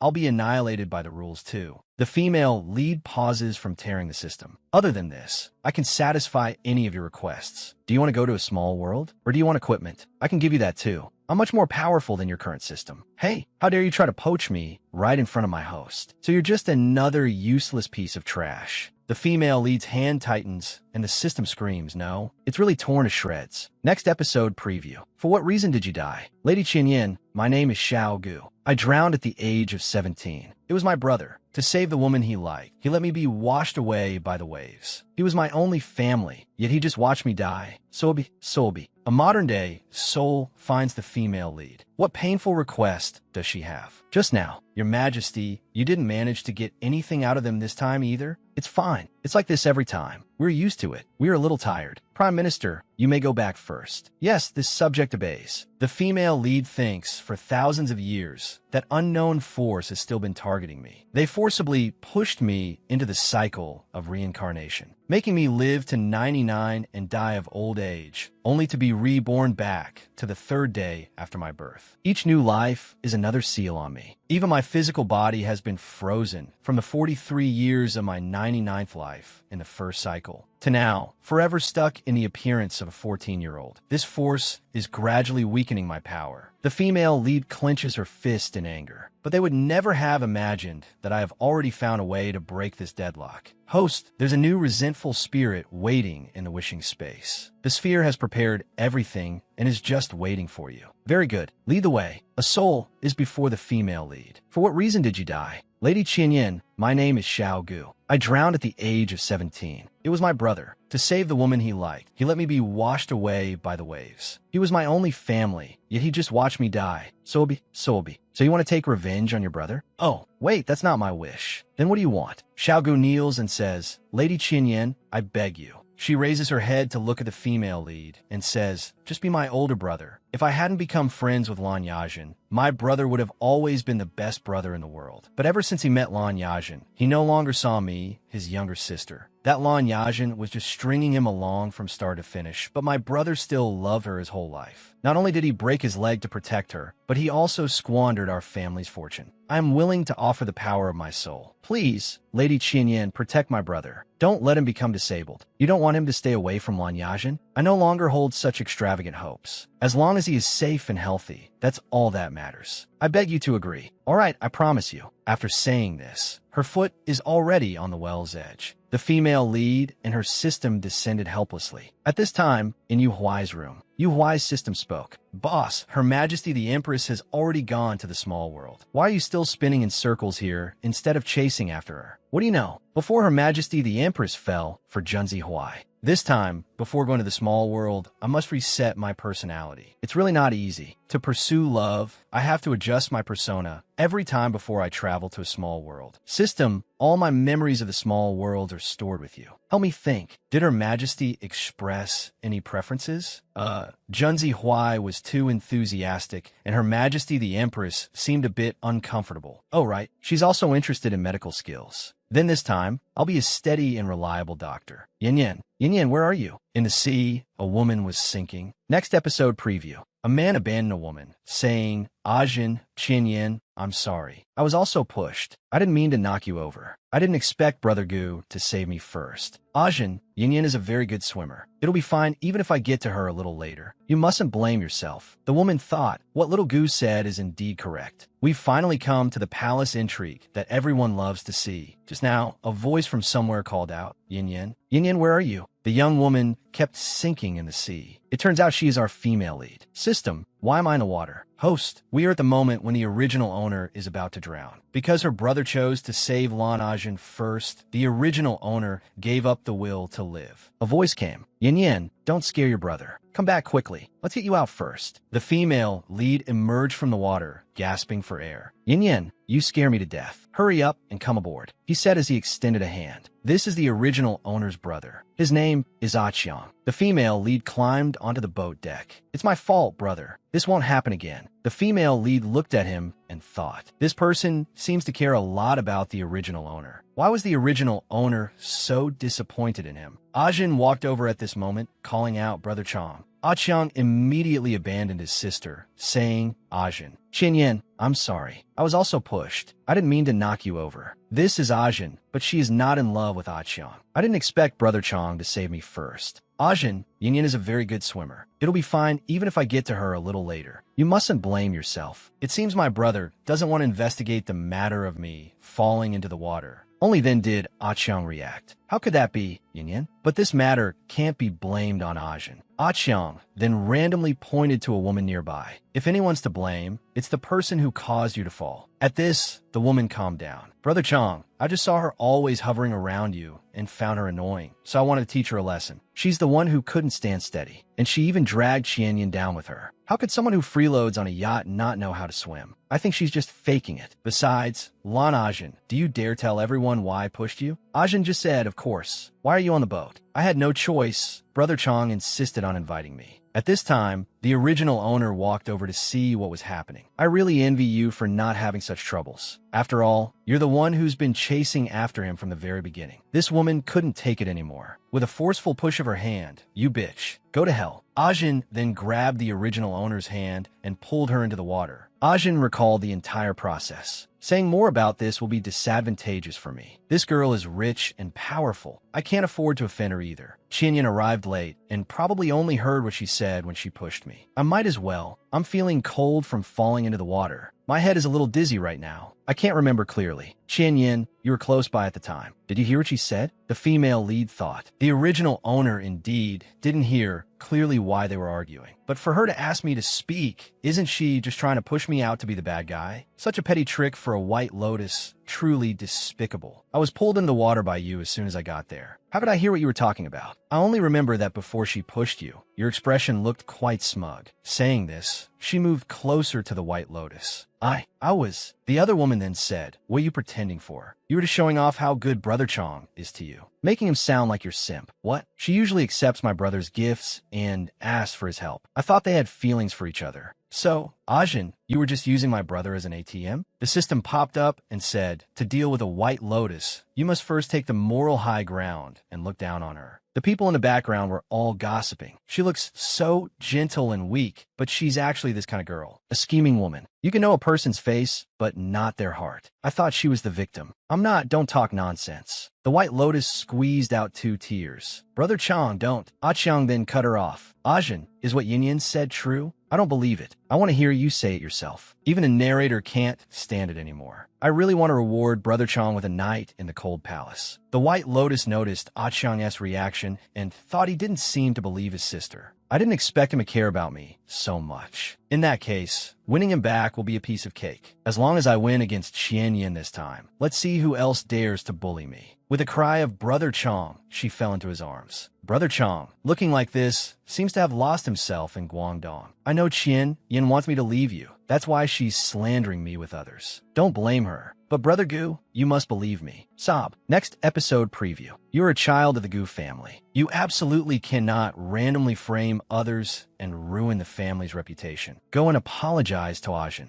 Ridiculous. The police haven't even investigated. On what grounds do you say I'm slandering her? The White Lotus uses schemes to try and act like a saint. How will the female lead expose and counterattack her? Just now, Ajin was in Brother Chong's arms, shedding crocodile tears. Brother Chong, with them saying this about me, I won't be able to face anyone in the future. You must stand up for me. Don't cry, don't cry. We'll call the police to handle it, okay? The woman said nervously. Call the police? Brother Chong, our families are social acquaintances. How can you do this to me? Harming Ajin is making an enemy of me. Save it for the police. Ajin thought, just teaching this girl a lesson isn't enough. I need to make Gu Jinkui publicly reprimand Yin for me. That's the only way to show my status. Brother Chong, is this matter over now? But the female lead thought, what other tricks is she trying to pull? Ajin, what else are you thinking? The White Lotus said in a low voice, nothing. Although Yin also slandered me, she is your biological sister. How could I possibly ask you to discipline her? It's just that Yin is always targeting me like this. I won't dare to see you again in the future. I'd better leave. Ajin, just say it. How should I handle this matter so that you can feel at ease staying by my side? Actually, as long as Yin can apologize to me, I won't hold a grudge over anything. In his mind, Aqiang weighed the importance of the female lead versus Ajin. The system popped up and said, seriously? Between a White Lotus and your own sister, you still have to weigh your options? At this point, Aqiang had already made up his mind. I'll make Yin apologize. The system felt he was a lost cause. Yin, you're a child of the Gu family. You absolutely cannot randomly frame others and ruin the family's reputation. Go and apologize to Ajin. Ridiculous. The police haven't even investigated. On what grounds do you say I'm slandering her? Don't use the Gu family to cover up the fact that you're head over heels in love. How can you talk to your brother like that? So you do remember I'm your sister. Yin, what are you saying? When we were in the sea, you chose to save Ajin first. To comfort her, you said it wouldn't matter if I soaked in the water for a while. At those times, did you ever think we were brother and sister? Aqiang reacted this time, feeling guilty. This. Only when it's time to discipline someone and save face do you pull the big brother act on me. Don't you think it's too late? Aqiang lowered his head, thinking, Yin is my only family. She just had a near-death experience. I really went too far. The female lead thought guilt is the right response. Using emotional blackmail on him, dealing with Lan Ajin will be much simpler. As expected of the host. 12th bird. Brother Chong, are you trying to make me leave? I'm not, Ajin. Listen to me. At this moment, the female lead blocked Aqiang with one hand. Don't worry. Lan Ajin won't leave you so easily. I've long seen through these little tricks of hers, feigning retreat to advance. I don't know what you're talking about. Every time we siblings have a conflict because of you, you pretend to be guilty and say you'll keep your distance from my brother. But you're still by his side now, even forcing his own sister to apologize to you. The female lead spoke as she approached, and the White Lotus kept backing away. I'm really curious. This time, if I don't apologize, how are you going to resolve this? Don't talk nonsense. Before, I was being magnanimous and didn't want to argue with you to avoid putting Brother Chong in a difficult position. But this time, I'll do as I say. The female lead clapped her hands. Very good. There is absolutely no way I'm apologizing today. As you promised, you can leave after the boat docks. Everyone on this boat can be a witness. After you get off the boat, you're not to appear in front of my brother again. The people in the back all said, don't worry, Yin. We're all watching. Ajin, what are you really thinking? Those girls then said, Lan Ajin, if you leave today, we won't let Jin Kue bring you along anymore in the future. Exactly. It's always a foul atmosphere whenever you're around. Give us a straight answer. What are you dawdling for? Ajin already sensed the danger and thought, when did Gu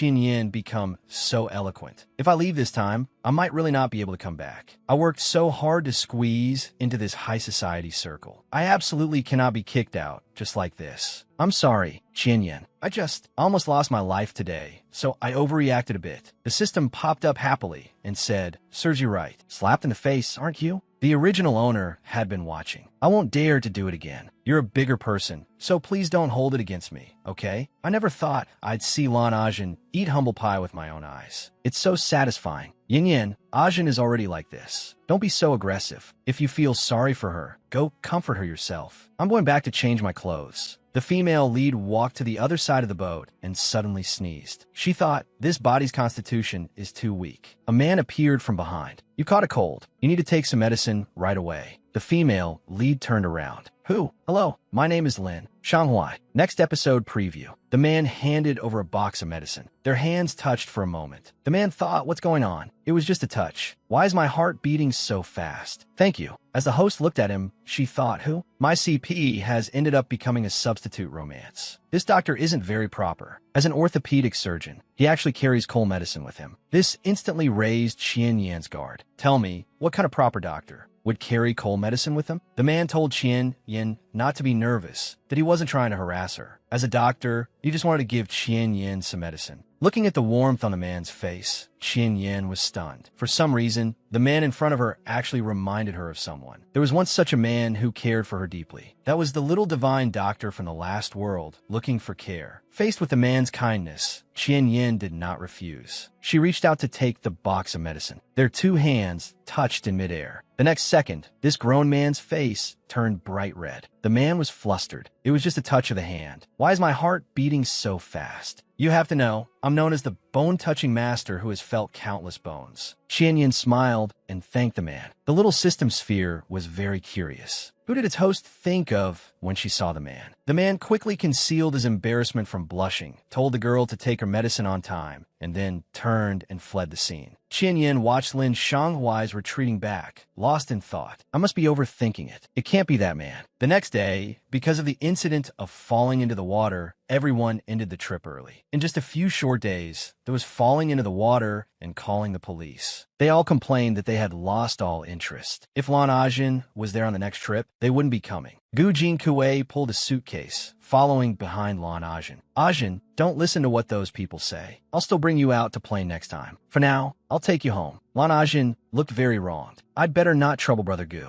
Otherwise, Qian Yan will get angry again. I know Qian Yan is a delicate young lady. A poor girl like me isn't worthy of her notice. Anyway, no one is protecting me. I'll just be humiliated again next time. Hearing this, Gu Jinkui's face was filled with apology. He took Lan Ajin's hand. Ajin, don't think like that. Brother Gu knows you've been wronged. But don't worry, next time I will definitely. At this moment, Qian Yan suddenly appeared behind the two. Next time, what will you definitely do, brother? Gu Jinkui was startled. He quickly explained that he meant he wouldn't let a misunderstanding happen between the two of them next time. At the same time, he silently begged this little ancestor not to confront anyone again. Seeing Qian Yan's angry face, Gu Jinkui broke out in a cold sweat. I'm sorry, Yin Yan. I've neglected you recently, brother. I promise to spend more time with you in the future. You will always be brother's little princess. Qian Yan asked the system sphere, do you believe that? The sphere analyzed seriously. A man's mouth is a deceiving ghost. Qian Yan told Gu Jinkui to cut the crap and just say what he wanted to say. It turned out Gu Jinkui wanted to take Lan Ajin home, but he was afraid Qian Yan wouldn't agree. Yin Yan, look, Ajin is so weak and innocent, and now she's sick. It's so unsafe for her to go home alone. You wouldn't mind if I take her home, right? This white lotus is so capable. The second he said she was sick, she started coughing violently the next second. Then she looked at Gu Jinkui with a wronged expression. Actually, I'm fine on my own. It's just not good to make Brother Gu worry. Qian Yan was truly defeated by these two. One dares to say it, and the other dares to act it out. Anyway, this love-addled Gu Jinkui is a lost cause. This is a good chance to make some demands. Qian Yan turned back to look at the two. I can let you take Lan Ajin, but I have a condition. You have to let me start an internship at the Gu group as soon as possible. Gu Jinkui was stunned. No way. You're still in high school. How can you neglect your studies? Qian Yan had already prepared her excuse. With my grades, I can definitely get early admission. Then I'll suspend my classes to focus on learning how to manage the company. I'm doing this to share the burden for you, brother. If you don't agree, that's fine too. Then just let Lan Ajin go back on her own. Gu Jinkui pretended to be serious. Since it won't affect your studies, then go ahead. He thought, as long as you don't trouble Lan Ajin, I'll agree to anything. Then he turned to Lan Ajin. Get in the car, Ajin. I can take you home now. Lan Ajin was secretly delighted. It's all thanks to the scene I made yesterday. Otherwise, Qian wouldn't be so easy to talk to today. Unexpectedly, at this moment, Qian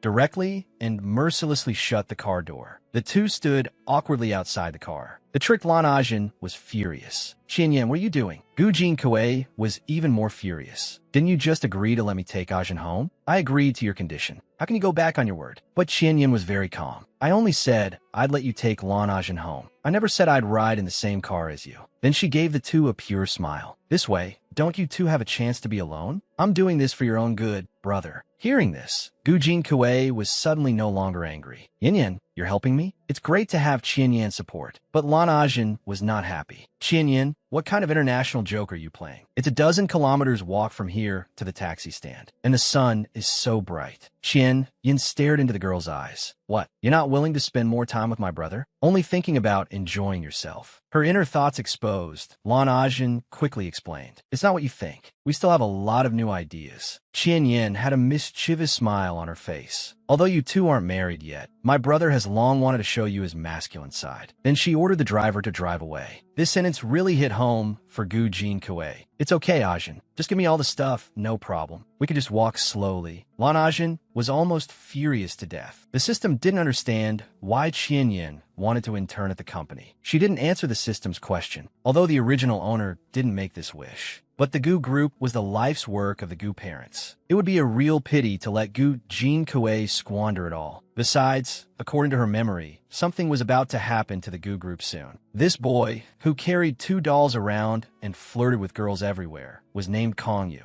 This day at the school gate, he saw another pretty girl, so he immediately went up to hit on her. The one being hit on was Qianyan. At this time, she had just completed the procedures for early admission to university at the school. Qianyan looked the wild boy up and down, then said coldly, "Get out of the way." Kongyu quickly chased after her. "Beauty, don't be in such a hurry to leave." Just then, a hand grabbed him. "Kongyu, you're getting more and more out of line, daring to harass a girl in public. Go and apologize to her." Kongyu saw who it was and instantly broke into a cold sweat. "Cousin, what are you doing here?" "You misunderstood, cousin. I was just hitting on her. If you don't believe me, ask that girl." Qianyan and the man's eyes met. They said in unison, "It's you?" Kongyu was instantly delighted. "So you two know each other. My brother Huai is indeed a top orthopedic expert. He knows so many people. For my brother's sake, Beauty, just give me your contact information." As for Qianyan, she was more interested in this orthopedic expert because she knew her brother, Gu Jin-Kuei's leg was about to be broken. Perhaps this orthopedic expert could help. Thinking of this, she took out her phone. Kongyu thought she was going to give him her contact information. Unexpectedly, the girl walked up to his cousin, wanting to be friends with him, and his cousin looked like he couldn't ask for more. Kongyu's mentality completely collapsed. Am I being ignored? In the blink of an eye, a month had passed. In this month, Qianyan had gone through all the business materials of the Gu Group. She knew the company's situation like the back of her hand. Compared to the empire Qianyan used to manage, what was this small company? Today was an important day for the Gu Group. The financially strong Baixin Group was coming to invest in their products. If things developed this steadily, the company's revenue could exceed 100 million this year. Gu Jin-Kuei's face was also beaming with joy. Because Qianyan had taken on a large part of his work, this gave him more time to find Lan Ajin. Just then, Lan Ajin's call came in. Gu Jin-Kuei thought of asking her to have dinner with him tonight, but he heard an anxious voice on the other end of the phone. "Brother Gu, can you come with me to find Xiangzheng? He hasn't been to school for several days." Hearing this, Gu Jin-Kuei's expression changed. "You're still in contact with Xiangzheng?" The sphere immediately jumped out. It explained the whole story to Qianyan. It turned out that Lan Ajin had always had a crush on Xiangzheng. In other words, the goddess that Gu Jin-Kuei held in the palm of his hand was actually someone else's simp. Gu Jin-Kuei was instantly enraged. "Ajin, you called me just for that dog of a man? How shameless can this woman be?" She actually asked Gu Jin-Kuei to accompany her to find a man she likes. As the eternal backup option, Gu Jin-Kuei couldn't help but get angry. "You called me just for that dog of a man, Lan Ajin?" Only then did she realize, what if Gu Jin-Kuei gets jealous and refuses to help her find him? So she immediately said in a wrong tone, "You're yelling at me. I just said I left something at his house. Since you're not willing to go with me, I'll have to go meet him alone." After hearing this, Gu Jin-Kuei was full of anxiety. "I'm sorry, Ajin. I really didn't know you meant that. Don't cry. Brother Gu will come over to accompany you right now." At this time, Qian Yin reminded Gu Jinkui that the company's important meeting was about to start. Are you going to give up this big deal? Gu Jinkui couldn't care less about that now. Then postpone it. Nothing is as important as my Ajin. The representative from Baixin Group, who had just entered, happened to hear this. Mr. Gu, where are you going? Are you not planning to discuss the cooperation with us? Gu Jinkui acted like a madman. Sorry, President Shun. I have an urgent matter and have to leave. I will definitely visit you in person to apologize next time. President Shun was thoroughly enraged. Gu Jinkui, is this how you do business? The assistant could only try to calm President Shin down. Our company really values this cooperation. How about you talk with me first, President Shun? President Shun was almost furious to death. Whoever heard of negotiating business with an assistant? Since you're so insincere, then there's no need to talk. At this moment, Qian Yin called out to President Shun, who was about to leave. President Shun, wait a moment. This cooperation is very important to both of us. It probably won't be easy for you to report back if you just leave like this. I am Gu Jinkui's biological sister, and also one of the owners of the Gu Group. I apologize on behalf of my brother. If you don't mind, you could talk with me. I know all the details of the cooperation. President Shin looked at Qian Yin, stunned. Although the girl in front of him was young, her every move was exceptionally calm and composed. Just as Qian Yin said, it would indeed be difficult for him to report back if he just left. Since she is also an owner, then let's give it a try. Qian Yin had made up her mind. Since you, Gu Jinkui, disregard the bigger picture and insist on leaving, don't blame me for taking this opportunity to win people over and seize your power. On the other side, Gu Jinkui found Lan Ajin downstairs from Xiang Jing's apartment. Lan Ajin was very happy to see this simp. Brother Gu, I thought you were ignoring me. Gu Jinkui looked at her with a deep, affectionate gaze. How could I? It's just that after you get your book back this time, can you please not come looking for Xiangjung anymore? A guilty Lan Ajin quickly changed the subject. Brother Gu, let's first see if Xiangjung is here. Gu Jinkui knocked on the door. Just then, the door was open from the inside. But the ones who opened the door were two burly men. They looked at Lan Ajin with a wicked smile. Well, a little beauty has returned. Haha, this bald man was a pervert. They had originally come to collect a debt from Xiangjung. But when he saw Lan Ajin, who had willingly come to him, his eyes lit up. You care so much about Xiangjung. You must be his girlfriend, right? This girl has some looks too. Since we can't catch Xiangjung, why not just take his girlfriend to settle the debt? Lan Ajin quickly hid behind Gu Jinkui. What are you doing? Brother Gu, save me. How could Gu Jinkui let Lan Ajin be bullied? He blocked the two men with his arm. With me here, Ajin, don't be afraid. I will protect you. But the two thugs revealed ferocious smiles. The next second, the two had already rushed towards Lan Ajin. Kid, get out of the way. However, not only did Gu Jinkui not move, he even started a fight. The thug leader who was hit flew into a rage, raised his big foot, and kicked Gu Jinkui. Gu Jinkui, who had no strength to fight back, was sent flying. He rolled all the way down the stairs and broke his leg. Finally, the heavily injured Gu Jinkui passed out. The nearby Lan Ajin was completely terrified.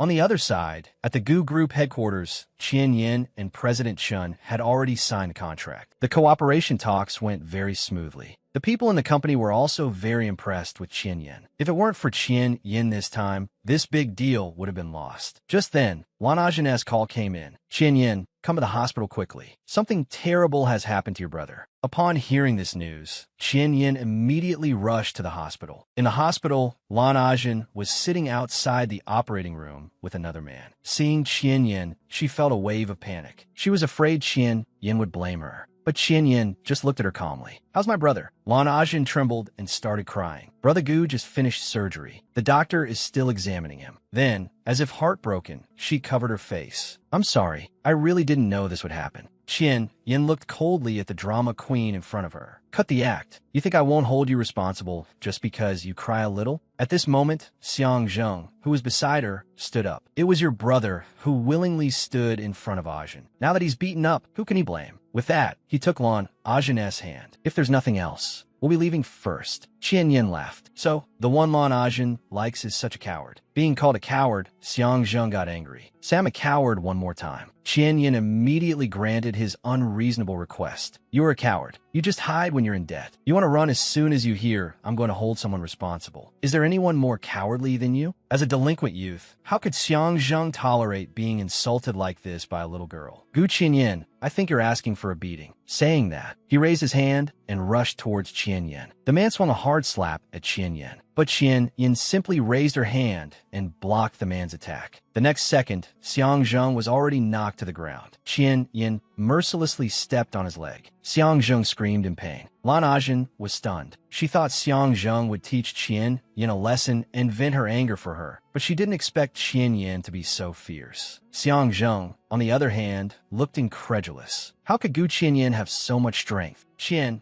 Yin looked down at— I won't stoop to your level for now. Hearing this, Qian Yin smiled happily. Is this how you comfort yourself every time you lose to someone? Xiang Zheng gritted his teeth in anger. Seeing her crush being bullied, Wan Ajin also got anxious. Qian Yin, don't go too far. Xiang Zheng was just careless and got ambushed by you. He even beat up those two burly debt collectors. He's much stronger than you. Xiang Zheng is now Brother Gu's lifesaver. You'd better be polite to him. Otherwise, if word of this gets out, people will say your Gu family is ungrateful. Qian Yin was truly defeated by this person's shamelessness. To twist the concept like that, she stared into Lan Ajin's eyes and shouted, if Xiang Zheng hadn't provoked the debt collectors, would my brother have gotten hurt? Who was the real culprit? Lan Ajin had never seen Qian Yin like this. She was stunned. And you, Lan Ajin, my brother fell down the stairs to save you. Now he's still unconscious, and you're here blaming his sister and trying to sling mud at my Gu family. Lan Ajin, you tell me, who is the ungrateful one? But Lan Ajin didn't think she had done anything wrong. Gu Qianyin, don't talk nonsense. I will remember Brother Gu's kindness to me. I will repay him doubly in the future. Qianyin took out a payment slip from her bag. I think you should repay him now. Go and pay my brother's medical bill of over 10,000 yuan. It's not much. Lan Ajin looked at Qian Yin awkwardly. You're deliberately making things difficult for me. You know my family has no money. At this point, Qian Yin gave her a good idea. You can ask Xiang Zheng to help you share the cost. After all, you two are so close. He'll definitely be willing to help you.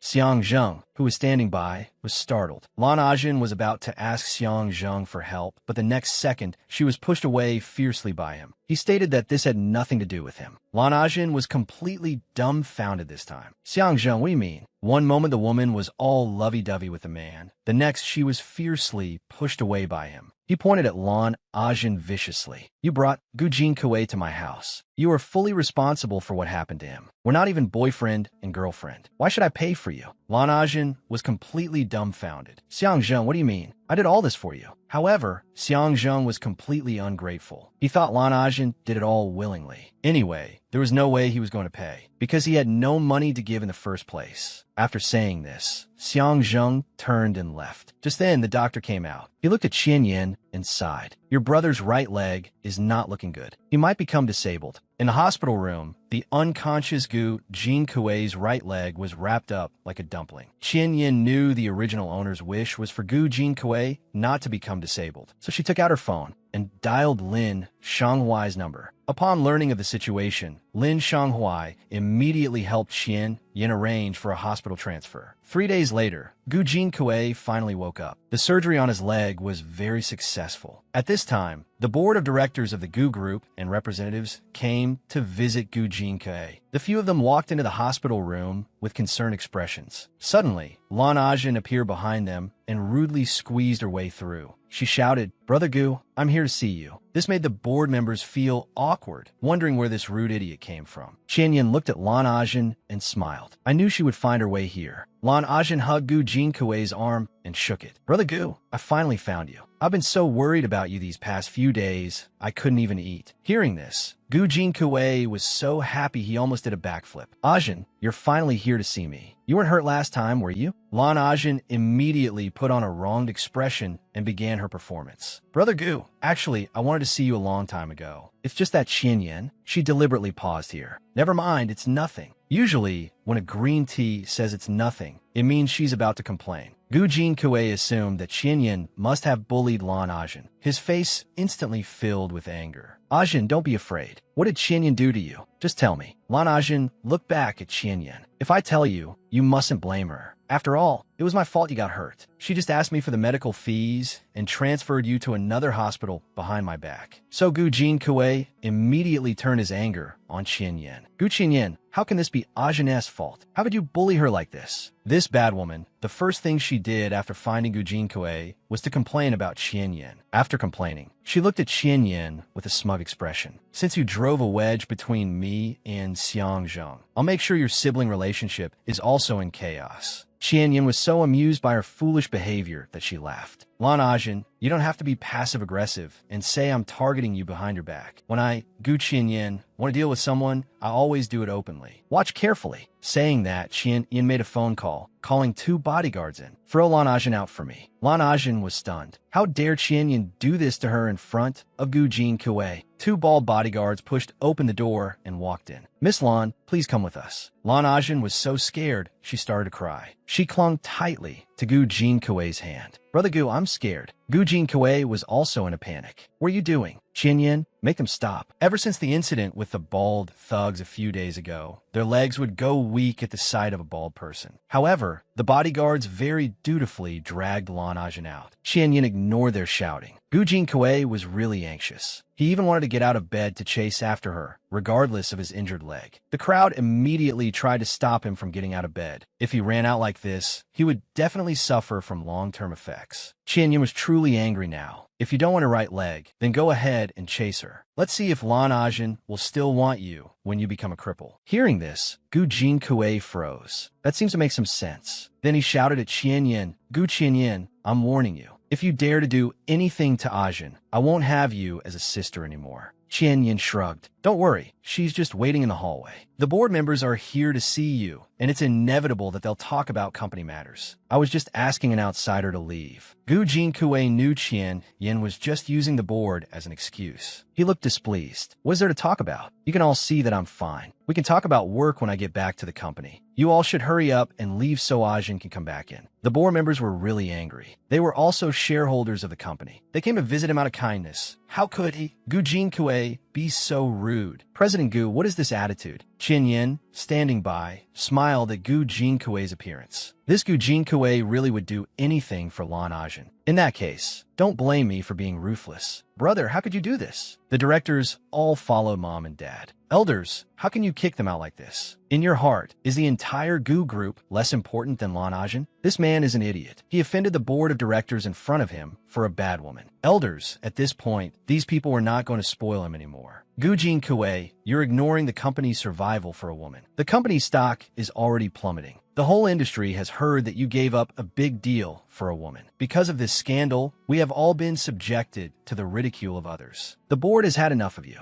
Gu Jinkui, you have already hindered the development of the group. In my opinion, it's time to change the leadership of Gu's. This terrified Gu Jinkui. The Gu group is my parents' life's work. I absolutely cannot hand it over to someone else. He suddenly looked at the crowd with pleading eyes. I was wrong. I was just impulsive just now. Please give me another chance. But the directors were no longer willing to give him a chance. Just then, Qian Yin stood up. Everyone is doing this for the good of Gu's. Why don't we all take a step back? Let my brother reflect on himself during this time. Before he is discharged from the hospital, the group can temporarily find an acting president. Gu Jinkui stated that no one would be willing to be a short-term acting president. After hearing Qian Yin's words, the director's eyes lit up. Isn't Miss Qian Yin the best candidate? Ever since Qian Yin saved the cooperation with Baishin Group, everyone in the company highly approved of her. Although she was young, she was steady and reliable. Gu Jinkui felt a wave of panic. When did Qian Yin become so popular? Qian Yin smiled. Since everyone trusts me so much, then from now on, I will take over the Gu group. The scene changes. Lin Shanghuai is eating lunch in his office. Kong Yu, who was beside him, suddenly snatched the spoon from his hand. I say, cousin, I worked hard to bring you food, and you're wasting it like this? You're even distracted while eating. You must be thinking about that little beauty Qian Yin, right? Lin Shanghuai was instantly flustered, but Kong Yu was relentless. You usually don't take on cases easily, but for Gu Qianyin's brother, you were busy running around. You can't hide this old tree blossoming from my eyes. Lin Shanghuai pushed Kong Yu aside. This is a doctor's benevolence. What does a little kid like you know? Just then, Qian Yin's call came in. Lin Shanghuai excitedly stood up at once. Kong Yu saw this and burst out laughing. And you say you have no feelings for her. Look at your worthless appearance. On the phone, Qian Yin said that to thank Lin Shanghuai, she wanted to treat him to a meal. Hearing this news, Lin Shanghuai even forgot that he was still at work. He said he was free right now and then happily prepared to go on the date. Suddenly, a person holding a dagger appeared behind him. Lin Shanghuai, you finally appeared. The man walked into the elevator as usual, but he didn't notice that danger was approaching him. Thinking about meeting the girl he liked soon, he was extremely excited. The man straightened his hair, wondering if he should spray some perfume or something. Just then, the elevator doors opened. Unexpectedly, Qian Yin was right in front of him. The two walked and chatted about what to eat, but the man didn't see a person sneakily following him from behind. Suddenly, they heard a loud roar from behind. Lin Shanghuai, go to hell. My son ended up disabled because he couldn't get an appointment with you. I want you to pay with your life. Lin Shanghuai broke out in a cold sweat. He immediately shielded Qian Yin behind him. But the next second, Qian Yin wrapped her arm around his waist and said very calmly, let me handle this. Then, under Lin Shanghuai's shocked gaze, Qian Yin sent a flying kick at the attacker. The knife in the attacker's hand was instantly kicked away. The person also fell to the ground. The security guards, hearing the commotion, quickly ran over and subdued the attacker. Qian Yin looked at the trembling Lin Shanghuai in her arms and asked, Dr. Lin, are you okay? Only then did Lin Shanghuai snap out of shock, thinking, this Gu Qian Yin is so cool. A crisis was thus easily resolved by Qian Yin. 3 days later, Qian Yin came to her school. The principal called Qian Yin, who was a graduate with early admission. More importantly, the principal found out that Qian Yin was about to become the head of the Gu group. This was a great honor for the school. He asked Qian Yin to be sure to say a few words on stage later. Qian Yin dealt with the principal while walking into the school. Suddenly, she found that Lan Ajin was also at the school. At the same time, Lan Ajin also saw Qian Yin and even greeted her warmly. Qian Yin immediately had a bad feeling. Why isn't Lan Ajin at the hospital today? And how could she run into me here so coincidentally? Could it be that she knew I would be back for the assembly? Lan Ajin walked up to Qian Yin with a fake smile. Qian Yin, how is Brother Gu's health? Please tell me. Qian Yin looked at this bad woman, her anger flaring up. She would not let Qian Yin easily take away Gu Jinkui's position as president. The girl had just returned to school when she was plotted against by the White Lotus. Lan Ajin walked up to Qian Yin with a fake smile. Qian Yin, please tell me, how is Brother Gu's health? Qian Yin looked at this bad woman, her anger flaring up. Don't ask what you already know. Lan Ajin was secretly delighted. She knew Qian Yin wouldn't be nice to her. This played right in her hands. She would not let Qian Yin take away Gu Jinkui's position as president. Lan Ajin immediately put on a wronged expression. Qian Yin, I didn't expect you to have such a big ego now. Well, you did scheme your way into becoming President Gu. Of course you have to show off your power. Qian Yin didn't want to bother with this woman, but she was pushing her luck. Qian Yin turned back and looked at Lan Ajin coldly. What did you say? Lan Ajin continued her performance. What was I wrong? You took the initiative